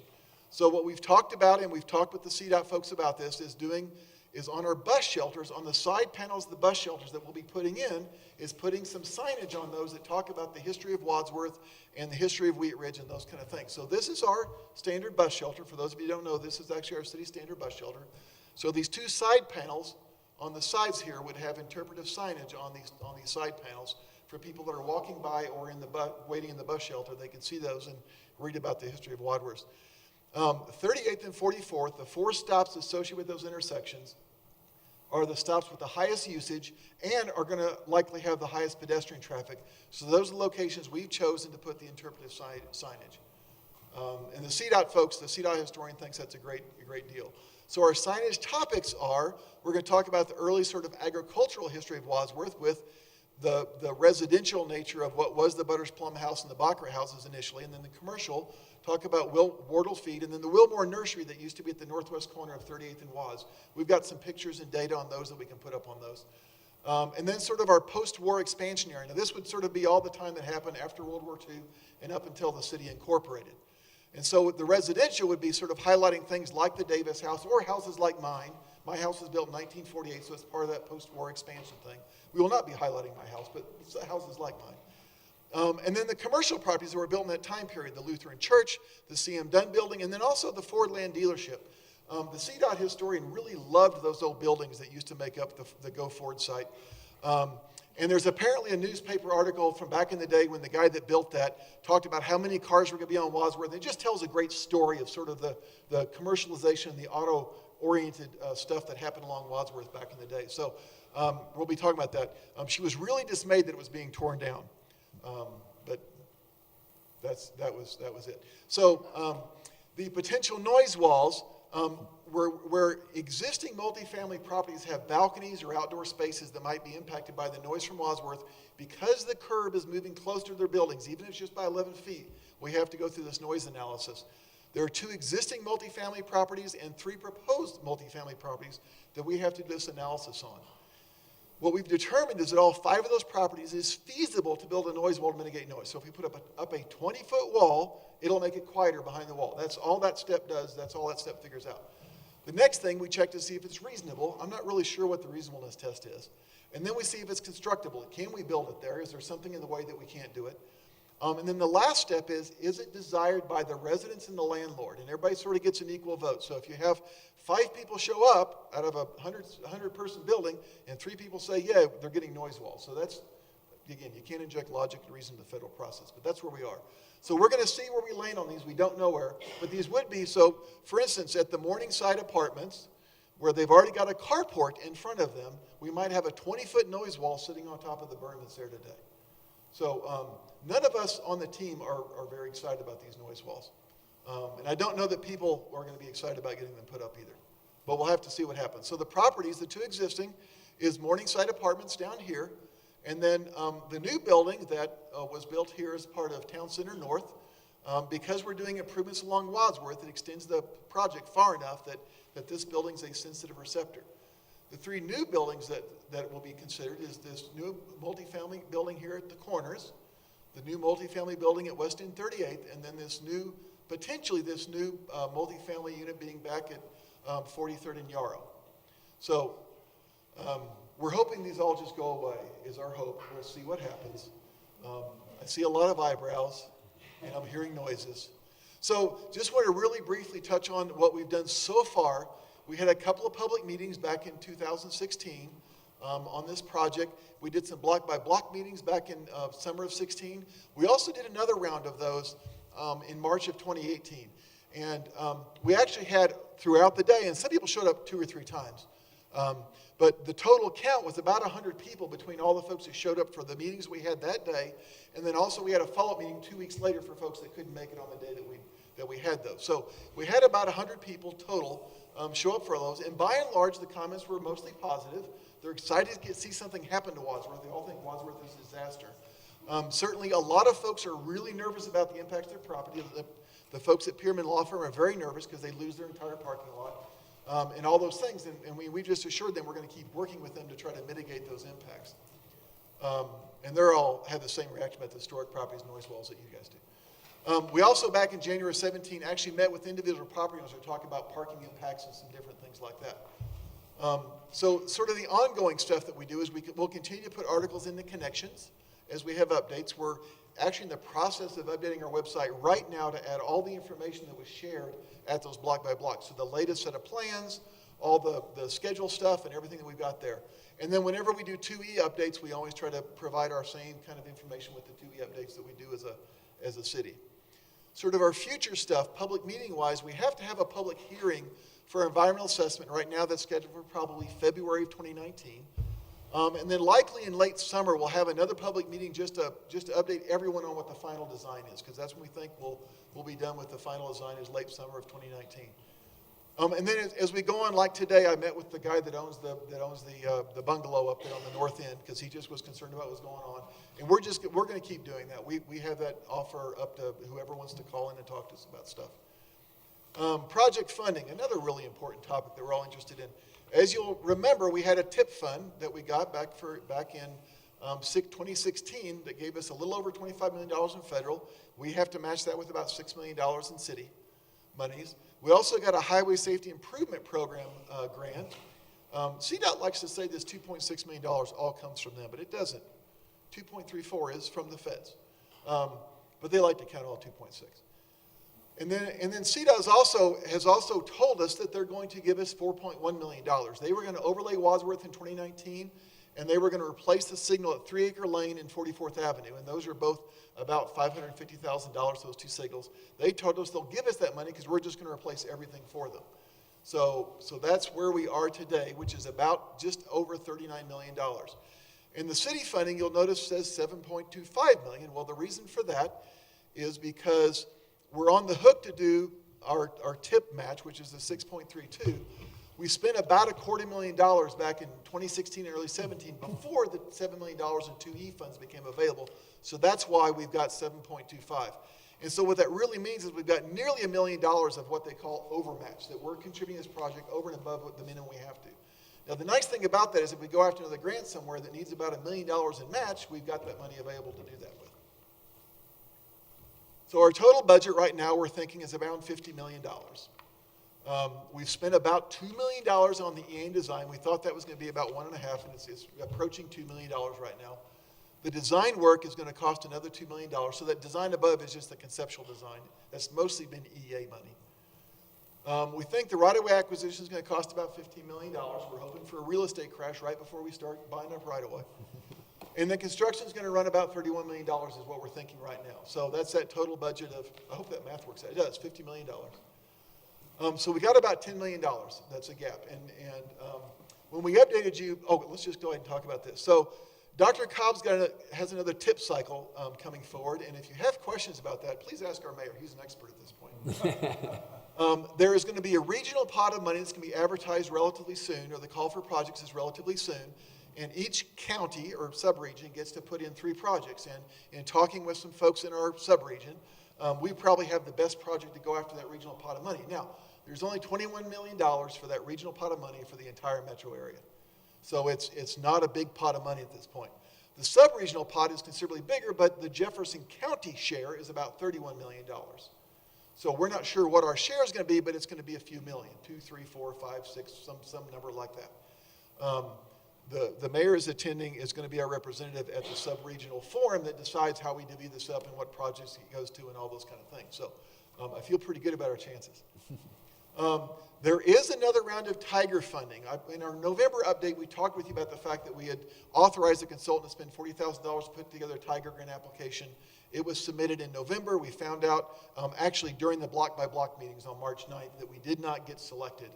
The only two projects in Colorado that got selected were both associated with a couple of the Indian tribes in Colorado. No other projects in Colorado got selected.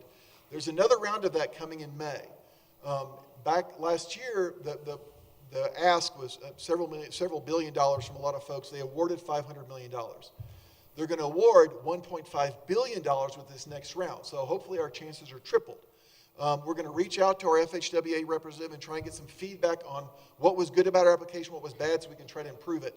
It's going to have a very short turnaround. So what I see this is really a second chance for folks that didn't get selected the last round because of how quickly the turnaround is on this one. So we're gonna try to get some feedback, and they say, no, you guys were way down the list, forget about it. They say, no, you guys were really close to the top, change this, and this, and you'll improve your chances. Then we may go after another round of Tiger funding. We'd probably go after the full $10 million again.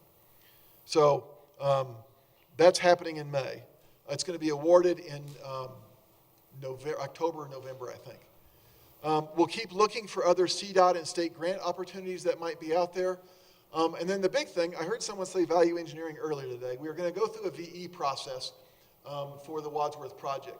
So it's required on any federal project that's over $40 million. I think $50 million is a really big project, but in the federal world, that's a really tiny project, actually.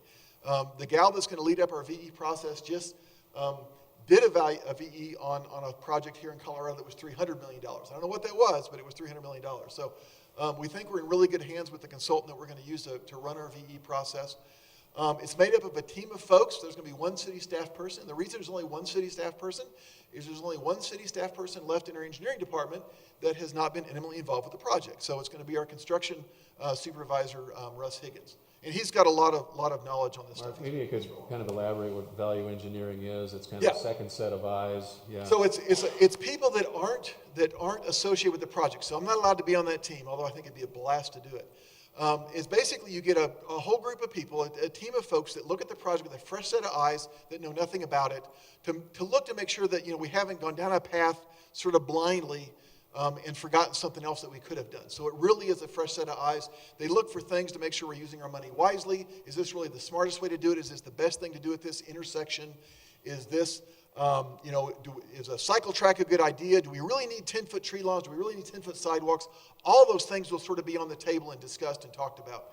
And the goal is just to make sure we're using federal dollars wisely. In our case, it's going to be to help us close that gap that we've got and that kind of thing. So CDOT's going to supply 3 or 4 people.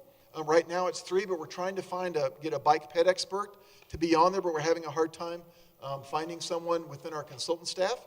And then the consultant staff is going to supply 6 or 5 people, depending on whether CDOT can find a bike ped person. So we've got traffic people, we've got a structures guy because we've got some big walls. We're going to have a bike ped person, hopefully some landscape people, and those kind of construction folks and that kind of thing. So people that can really look at this thing with a fresh set of eyes and look for ways to try to save money or do it smarter and all that stuff. Do you really have to build that big of a wall there? Can you do this here? The workshop is going to be held. It's a workshop. It's a very intensive thing. It's going to start April 30th and run through May 2nd. So for 3 days, these folks, all they do is live and breathe this VE thing, which is why it's kind of hard to get people to commit to it, because it's 24 hours of just cranking away on stuff.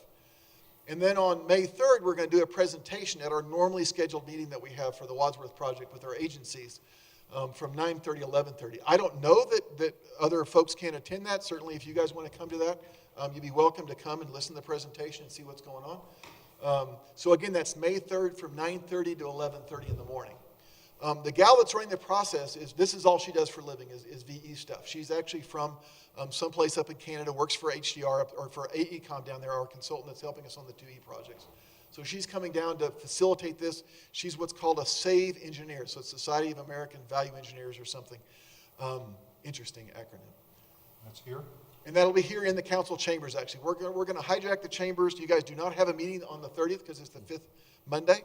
And so we're going to hijack the chambers. They're actually just going to work in here, and then we'll open it up and have their presentation that morning. So we'll have, anybody from CDOT wants to come, the FHWA folks will be here. Certainly, if you guys want to come, if people from the general public want to come and show up, all we ask is that people sort of behave themselves as they're going through this. But It's not a secret kind of meeting.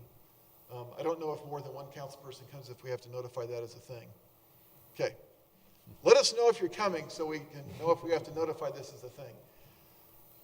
So our schedule. So here's where we are. And when I updated this PowerPoint, this is the PowerPoint from last March, if some of this looks familiar. All I really had to do was change the years on this one, mostly. I didn't have to change the dates much at all. We hope to have the EA drafted by July 2018, and then sort of have that whole historical mitigation thing done with SHPO by October of 2018. We hope to have the EA review completed all through all the state and federal agencies and stuff by January, and then have that public meeting next February. And then hopefully by the summer, then we get our decision document, which we're hoping is going to be a finding of no significant impact. What's left after that is our construction plans. We're going to come to you in June, probably mid-June, with a contract, that $2 million contract to draw up the construction plans, and then by spring of 2019, we'd have the preliminary plans done. Summer of 19, have the final plans, and hopefully by the end of 19, have the plans ready to go out to bid. Right-of-way acquisition, we're going to come with a contract on that in July. We have to hire a separate contractor or a consultant for that. That was not part of the original scope of work that was approved for HDR. So hopefully by spring of 2019, we have the right-of-way plans done, basically the same time the preliminary plans are done. And then we'll start acquisitions pretty quickly after that. And then we hope to have the acquisitions done by January or February of 2020. We've got a lot, like 75 acquisitions to do up and down the corridor, so it's going to be a big effort to do that. Hopefully construction starts sometime in mid-2020, May timeframe or so, and then finishes maybe 2 years later. So sort of our next steps, just to sort of reiterate those, is we're going to do our VE workshop. We revise the conceptual plans so they reflect what was presented in that VE workshop. Oh, and one more thing about the VE thing is we don't have to do what they tell us. Those are suggestions of things we can do to save money and do things. So if they say, take out all the sidewalks, that doesn't meet our purpose and need for the project, so we're not going to do that. So those are still suggestions coming out of the VE workshop, but we will incorporate as many of those as we can to try to close our funding gap. We're going to get the design contract done, get an RFQ out for right-of-way consulting, get that project done, get the EA documents prepared, and work on the SHPO mitigation stuff. Some of the stuff we have to do, the VE workshop and the revising the conceptual plans and then getting the SHPO mitigation stuff was not part of our current contract with HDR. And so we're going to do a couple of, we think those will be very small budget items, maybe $40,000 or $50,000. And if they're in that range that we can just do administratively, we're going to do that and not come back to you guys for those. We'll certainly come back to see you for the design contract because that's way more than any of us want to approve by ourselves. So just does anybody have any questions on this whole thing? Thank you. We'll start with Ms. Hoppy. Thanks for the presentation, Mark. Is there any way that you could put the little video on of the CFI? Thank you. We can do that.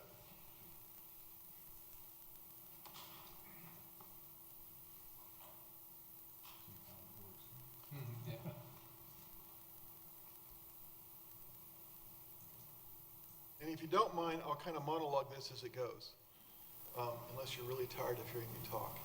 So just pausing this beginning, we've got red lights on Wadsworth at the main intersection and red lights on the side streets.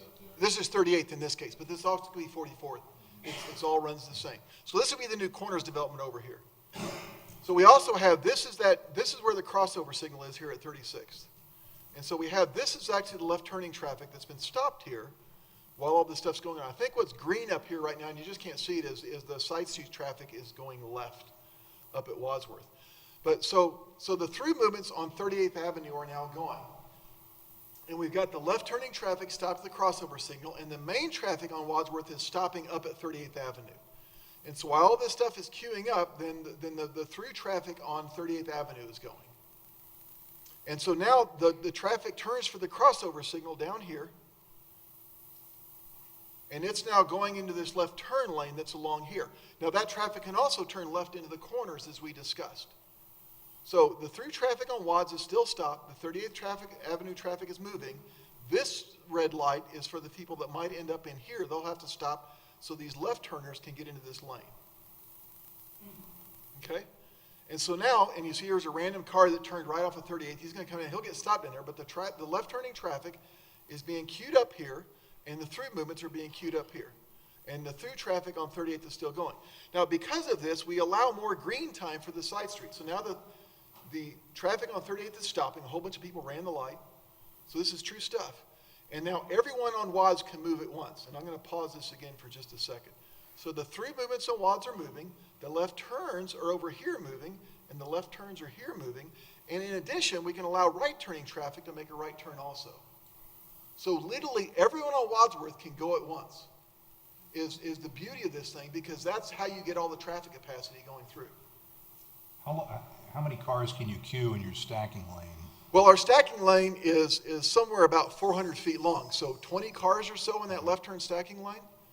And again, because we've got just a single stacking lane that's relatively long, and we can queue all those cars up, but we can also, because they get almost as much green time as the through movements, it's really easy to clear that queue out. Okay.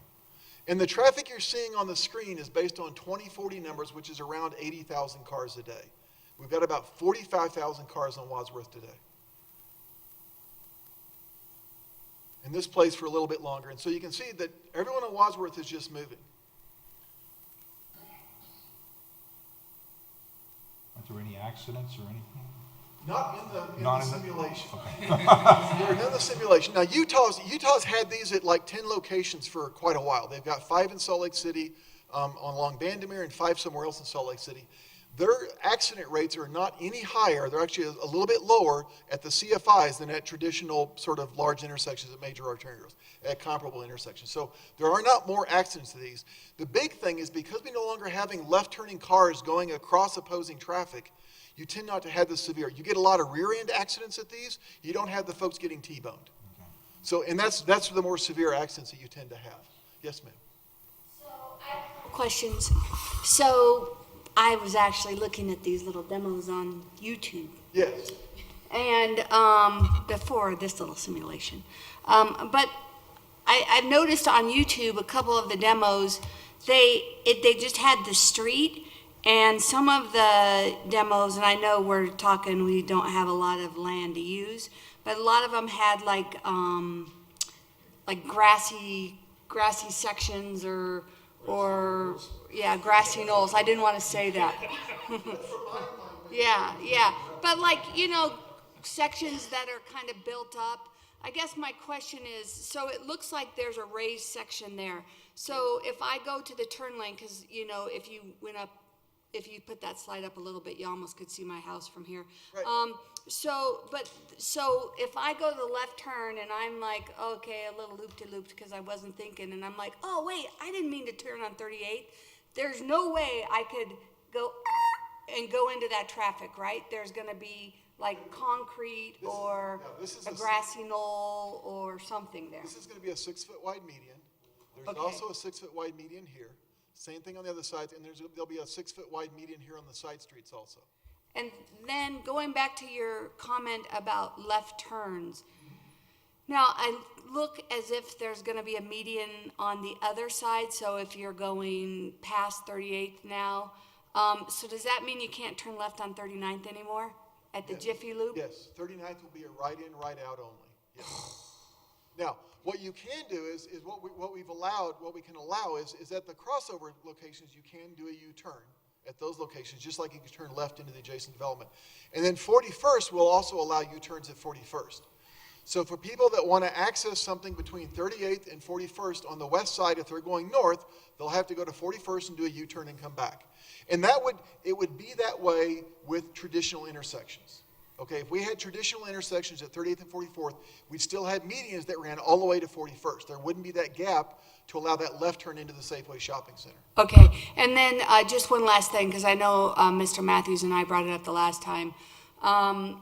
With that left turn into 41st, that's going to create a lot of havoc for that neighborhood because it's already a busy street and it's in front of the school.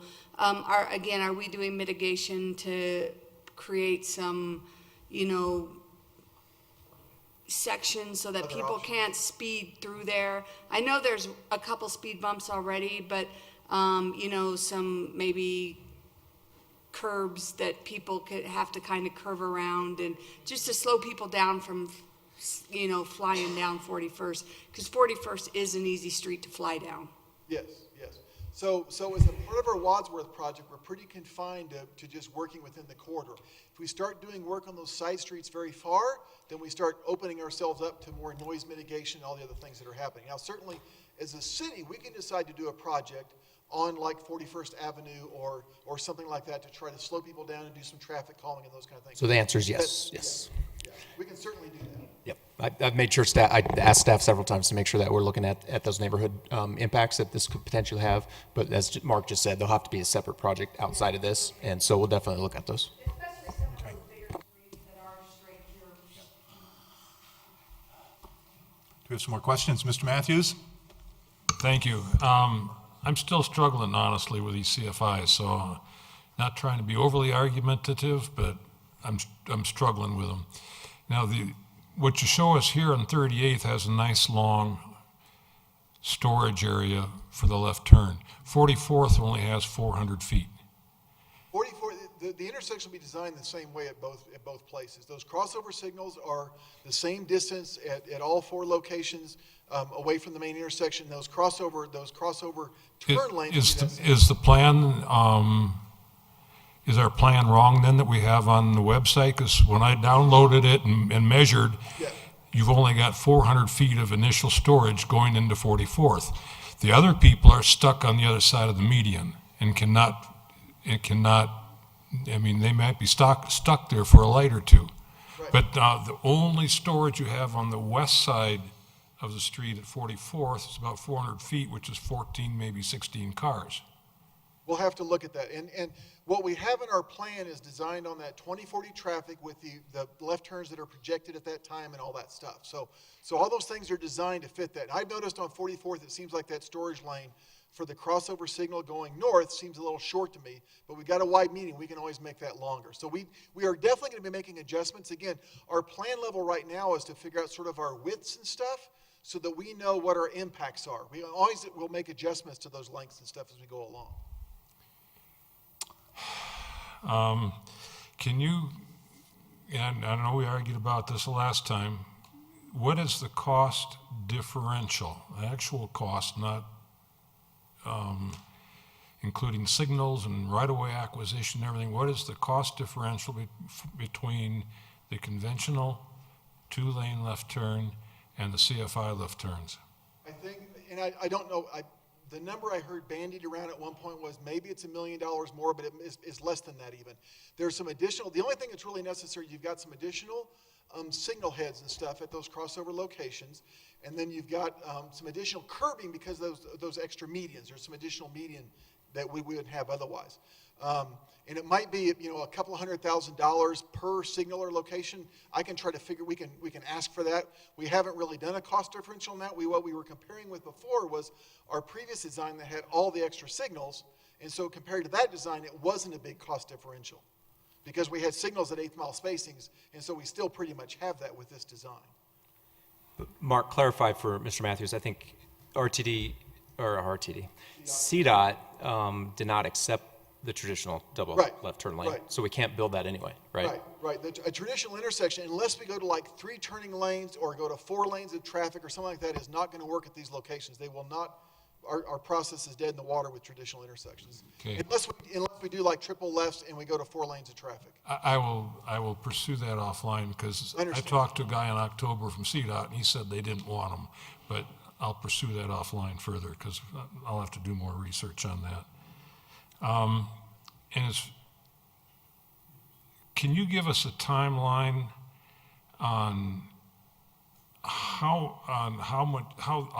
financing timeline? Right now, we've got about a $10 million unfunded liability for this project. The construction's not gonna start for another 2 or 3 years. When that gives us 3 years, is anyone doing a study analysis on when we could maybe start filling in some of those gaps for that $10 million? And what our odds are of getting that without going through some bond issue or another bond issue or something? Yeah, so what we've got for a timeline, what we have to commit to, and we have to have committed funding, is for our EA, we have to list this as a $50 million project at Dr. Cog. That's what we have to do. So that's not a big deal. It's just an administrative thing we do at Dr. Cog. What we've heard from FHWA is they will not sign the FONSI unless we have the funding committed, because the FONSI is basically what you're going to build. So if we're not successful this next round of Tiger, we do think we'll get money from if nothing else, the sub-regional pot. And even if that's just $3 million, that's $3 million. Our current cost Mark, slow down just a little bit, would you? And explain what a FONSI is. So the FONSI is that finding of no significance. That's that decision document we have to have. That says you're done, now you can go build the thing. So that FONSI is in July or in fall, I don't remember the date I had, but in sometime in 2019, in late 2019, we get our FONSI, hopefully. So we have to have our funding committed by that point, because the FONSI is what you're going to go build. So that's our real deadline for this. We've got the sub-regional pot of money that we'll get at least a couple or $3 or maybe $4 million from. Right now, we're showing a lot of money in right-of-way acquisition for things like Pearman Law Firm and Bank of the West that have both told us they don't want to leave that location, and we're going to work with them to try to figure out, what can we do to give Pearman some parking somewhere on their property or something like that.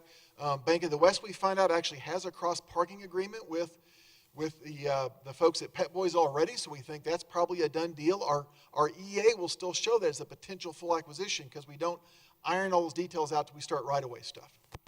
So we're still working on that. We think there's a couple $1 million in savings in right-of-way. We think if we can get $3 million, maybe $3 or $4 million from the sub-regional pot, if we decide that we're going to make the sidewalks all a little bit narrower, or we don't build the cycle track, or any of those other things that come out of value engineering, those things will all add up and save money. I'm very optimistic we can close our $10 million gap. If we're successful in the next round of Tiger, we just closed our gap. So we do have those things as we're moving forward to try to do that.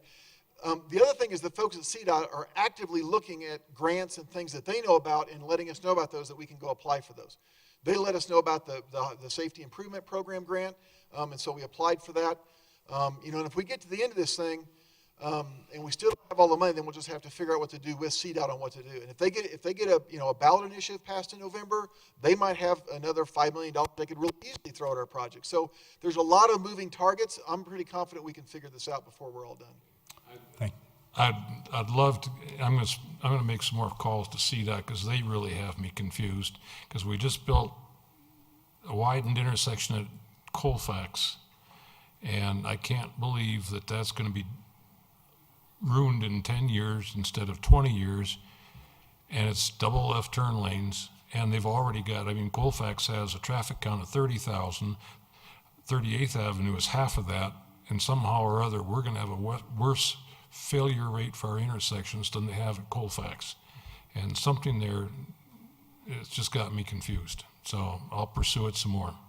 Thank you. Mr. Urban. Thank you, Mr. Mayor. So when we say that CDOT does not want the double left turn lanes, is that indicating that they didn't read the PEL?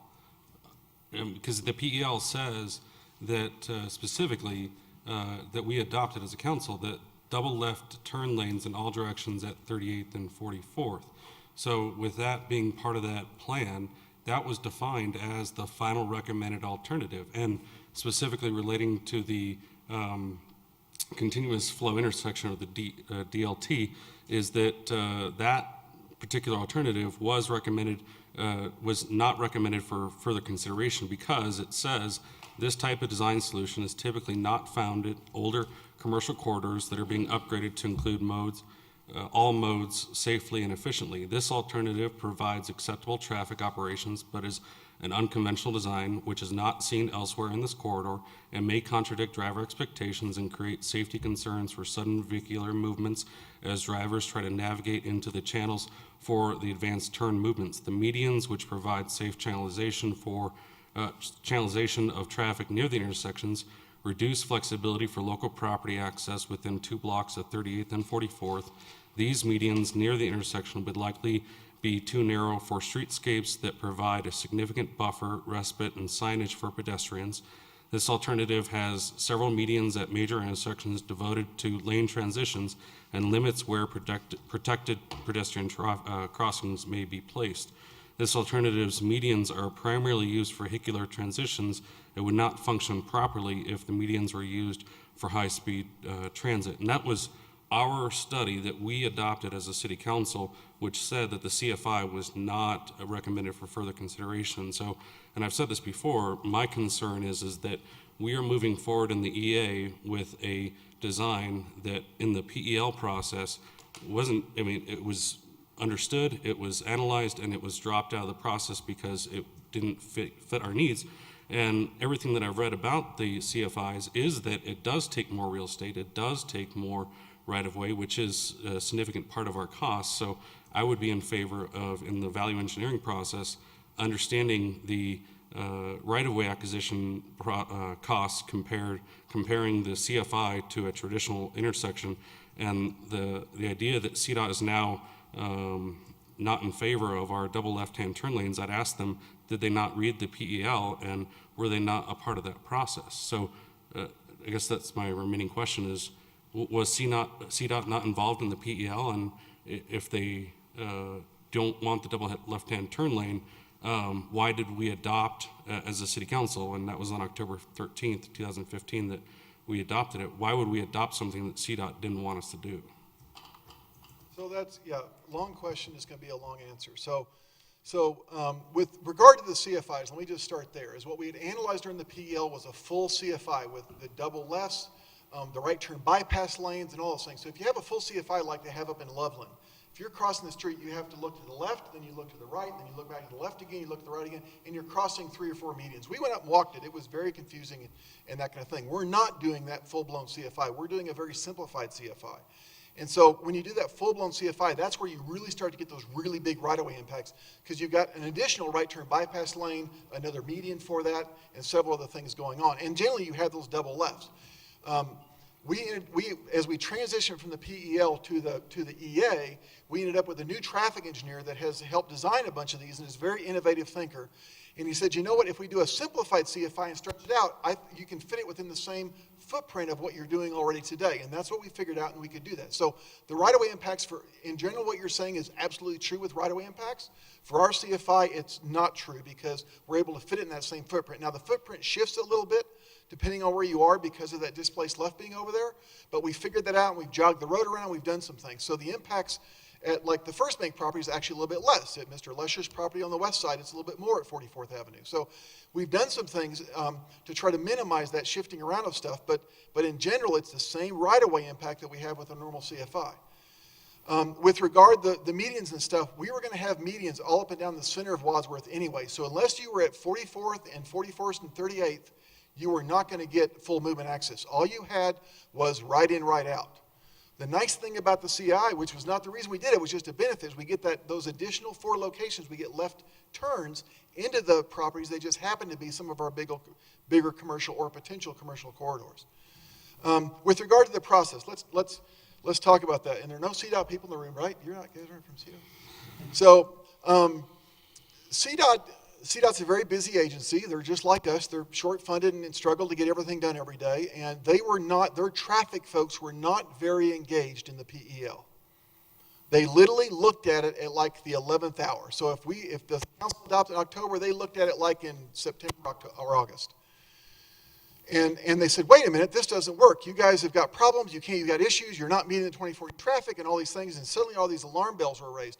But by that time, because we were so far along with the PEL, by that time, we had already gotten Dr. Cog TIP grant to move forward. And so what we decided was, instead of trying to solve this during the PEL, let's just finalize the PEL as it stands, even though it's not exactly what CDOT is going to want to move forward with, and get it done and get it adopted. They signed it, FHWA signed it, we signed it, we all signed it, but we all knew that going into this next step of the process, we had to figure this out. Now, we walked into it saying we still want 8th mile signals, we want intersections and all those things, and our new traffic engineer said, wait a minute, guys, I think we can get there if we do this simplified CFI design.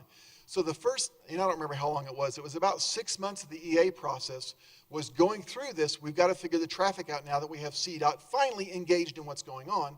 And so we did that, and that's where the CFI came up, and we finished that transition report. I believe it was in March of 2016 or 17. March of 2016, I think it was. We finished that transition report. That was the transition from the PEL to the EA. What we've learned as an agency is we'll probably never do a PEL again because they're just CDOT doesn't get engaged. The other thing that really blew us up on this was in the PEL, we all agreed there was only one potentially historic property, and that was the Holy Cross Lutheran Church. We start the EA process, CDOT has a new historian, and now suddenly we have 7 or 8 of them. And we're like, hey, what the heck? We had only one. Well, we really didn't look at it that close in the PEL. It's really hard to, and so now their fix for that is they don't look at historical properties during the PEL, which I think is just insane. So it's a real problem on their end with the way they're treating PELs. And trust me, if you guys are upset about this, if you don't figure it out, we're really upset as an agency too. We spent several $100,000 in the process to get from the PEL to the A in a really simple transition, but nobody was paying attention at CDOT, or very few people were, and not the right people during the PEL process. Just to wrap up on that, I would just ask us to continue to consider using the PEL process in every one of our projects of this size, given that it does provide public input, it does sift through the alternatives, and to not use the PEL process, I think, is a disservice to the end product. So I would encourage us to continue to use that. Yeah, so sorry, my comment on that was, we did the PEL back in the day because we had no money for EAs or construction or right-of-way or anything. All we had was just the PEL grant, so that's why we did that. If we'd known that if we just submitted to get the whole grant back in the day, we just would have moved right into an EA and just proceeded along, most likely, which also has a lot of public process and things like that too. So our reason for the PEL was we didn't have money at the time. We thought it was the best option to move forward with. But and if we do a PEL again, we're going to make sure that the people at CDOT are getting engaged. We thought they were. We thought the folks were coming to me, were going back and sharing information. Apparently they were not. Thank you. Additional questions? Ms. Hoppy? Yeah, I'd just like to say that I know that when this initially came up, and this is not the first time I've said this, little voice in my head said, no, because I had been in some in Utah. And, but they were extraordinarily confusing. There were like 3 lanes that were going to the left, 3 going forward, 1 going to the right. And so then when I saw the video, I was like, oh, that's really clear. What also I like about it is that it gives us a really nice pedestrian crossing places, because even right now trying to watch somebody get across Wadsworth is like taking their life in their own hands. They're running. And there have been people who have been hit on Wadsworth because the crossing situation is so desperate there.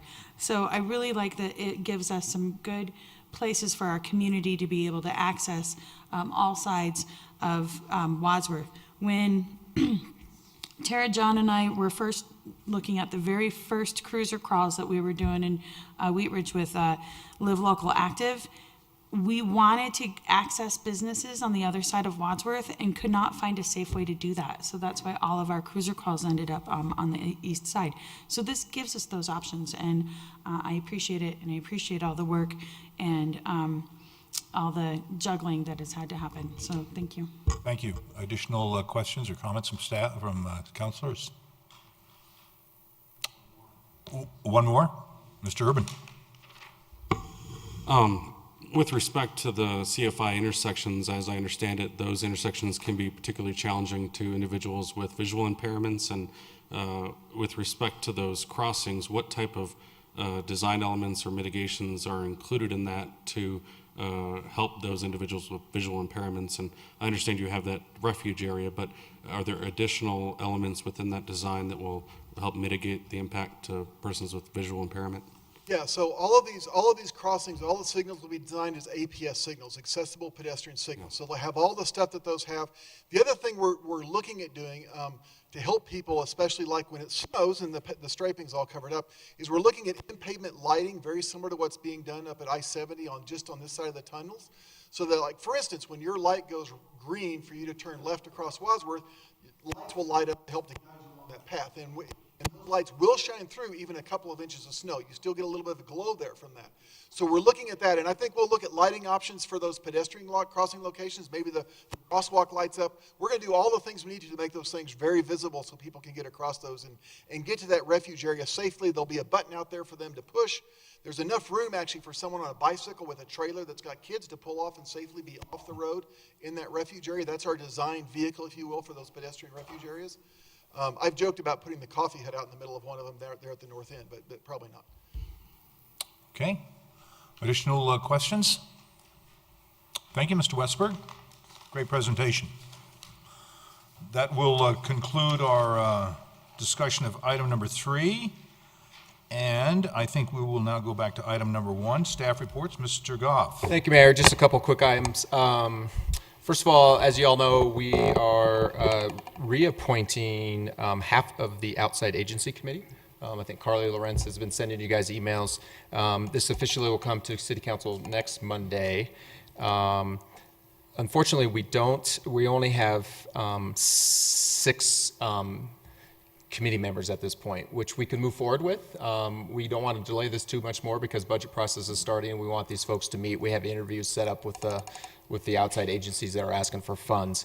So if there's anything you can do to round up a couple people by next Monday, District 3 has no committee members right now.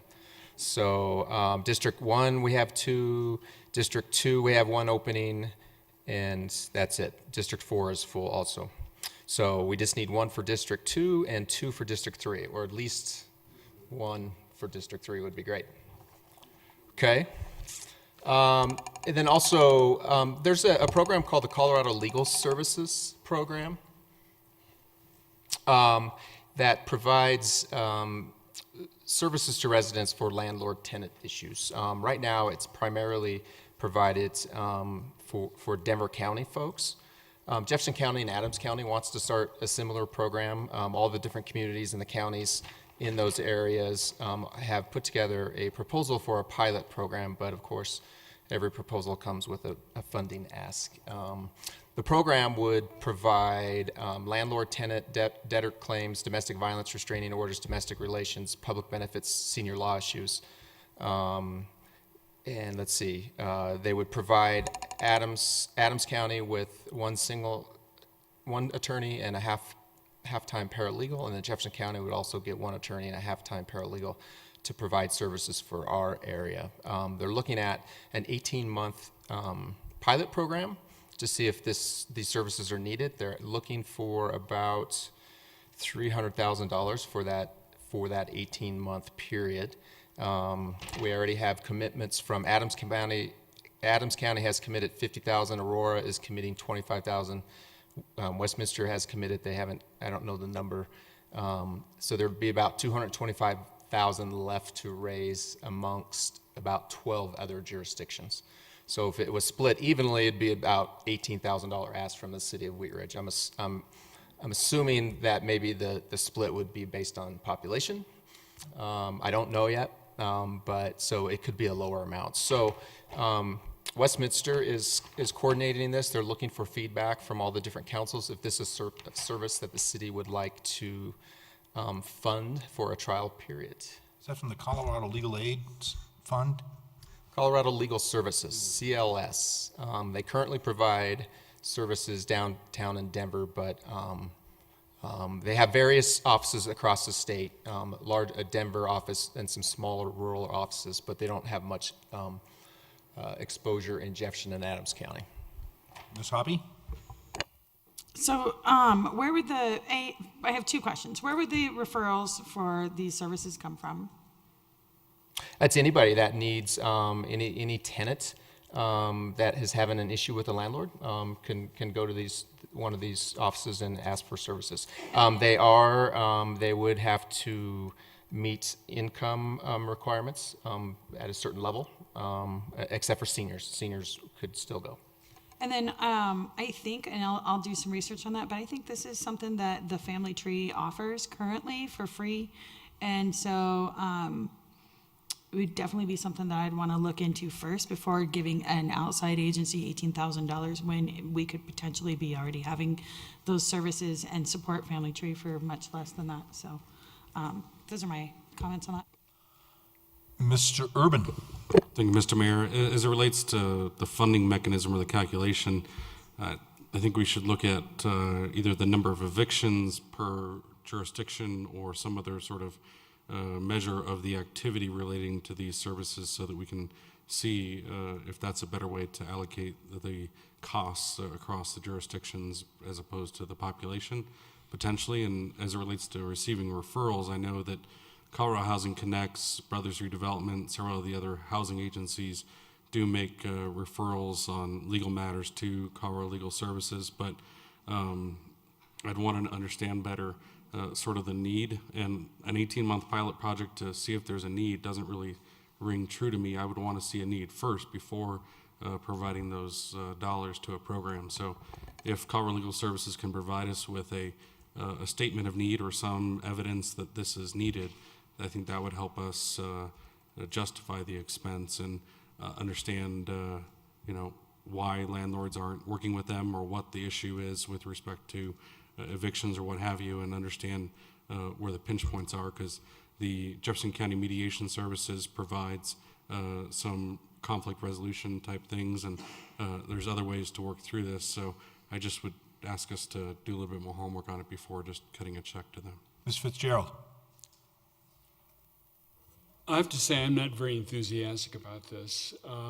Obviously, I'm a landlord, so that probably colors my judgment, but my experience after being a landlord for 35 or 40 years is that the Jefferson County court system already is programmed to favor the tenant on the assumption that the landlord is better able to take care of himself than the tenant is. So I am not exactly sure what role this takes as opposed to the court system, which already exists. If it is sort of like a mandatory or voluntary, mandatory discussion of a problem so that you come to a win-win solution, that might be good. But I'd like to know more about exactly what they intend to do, and especially who's going to run this thing and who's going to choose who's involved in this thing. It's the Colorado Legal Services. And I'll email all this to you.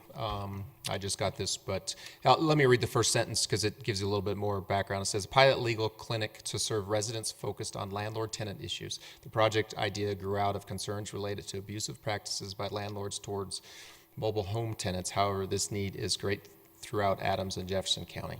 Having a court-ordered eviction on your record causes great harm to renters and their ability to secure housing, and how evictions may not solely result from poverty, but actually cause poverty. So that's their opening. Yeah, notice that statement, it has nothing to do with fairness. That has to do with tenants' rights. So so I'm afraid that I'm all for fairness. I'm not for something that is strictly designed to hassle landlords. Mr. Matthews? I would offer consensus right now that we do not accept their invitation to participate in this program.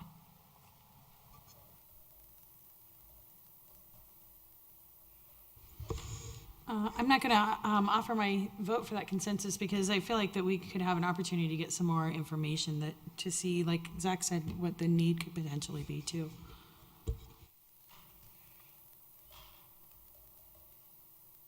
Well, there did seem to be consensus not to move forward with that. That's all I need. Any other items on your staff report? That's all I have. Okay. We'll go to elected officials reports. Ms. Dozman? Yes, thank you. So both of my items tonight have to deal with Anderson Park. So we have a call for art through the Wheaties Academy for a temporary mural on Anderson Park. Those submissions are due April 27th, and you can receive more information at wheatiesacademy.org. And I also wanted to give the community a heads up that the Carnation Festival Parade entry registration is open, and we also have a plate design contest this year, and our theme is Deep Roots. Mr. Pond? Nothing tonight. Ms. Davis? Nothing tonight. Mr. Fitzgerald? Nothing. Mr. Matthews? Not tonight, thank you. Thank you. Mr. Urban? I'm good, thank you. Ms. Hoppy? I'd just like to remind everybody that Sunshine Home Share, this is a nonprofit organization that helps match seniors living in their homes with younger folks who are looking for affordable housing. They work really hard and work a really long time to make their matches because they want them to last.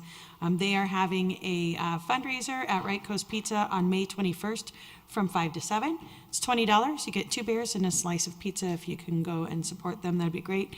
Anyone, they are also looking for homes. So if there's anyone who is looking to share their home, it's sunshinehomeshare.org.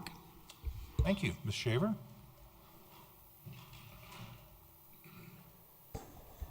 I just wanted to add to the discussion about the, I know you're not going to do it, but the legal services. Legal services, yeah.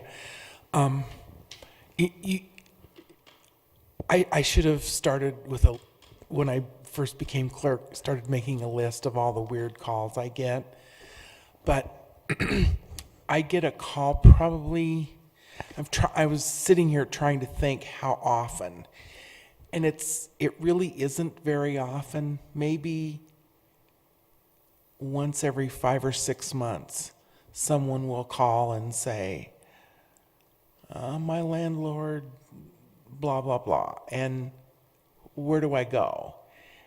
And I have referred them to the Jefferson County Housing Authority, and then people will come in and they want to know, if people walk in and say, where's your housing authority? And we say, it's down on Wadsworth. But it's not, I just wanted to share with you that it's not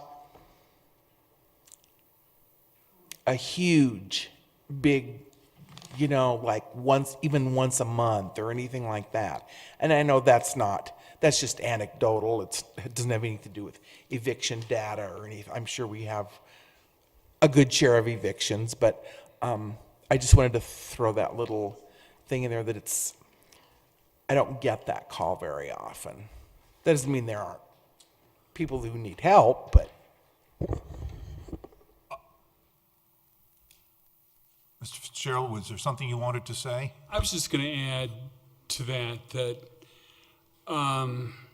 any good landlord knows that it is better for him if he can reach an agreement with the tenant. If the tenant hasn't paid the rent and can't pay the rent, going through the eviction process could take 3 or 4 months, or if the tenant is really smart, it could take longer. But it's much better for the landlord and for the tenant to just talk it out, and because the tenant understands they can't pay usually. And that may not be the only reason. They might be growing marijuana. They might have 5 cats. You don't know. But, a little talking and mutual agreement, it's much better for everybody in this case. That's okay. Good. Thank you. Last Saturday was second Saturday of the month. If you missed it, the mayor holds second Saturday at 9 o'clock at Vinolas. We had a great group. I want to thank all the people that came, and I'll be back there on the second Saturday in May. And also the Wheat Ridge Historical Society has second Saturday activities out at the historic park on 44th and 46th and Reed Street. I had a great visit there with the folks at the Bauhaus and the Route or Rob? Rob. Okay, but it's not Reed, it's not Rod, it must be Rob, but the fine people at the Bauhaus, and they had the musicians there playing musical instruments, and had a great visit there, and with Janet White Bradford at the Historical Park and her docents over there. It's great resource in our city, and as we're coming up on our 50th anniversary next year as a city, they do great work, and I hope that you'll have an opportunity to go out there. That was all I had. Thank you all for being here. Thanks for the citizens who came, and I will declare this study session ended.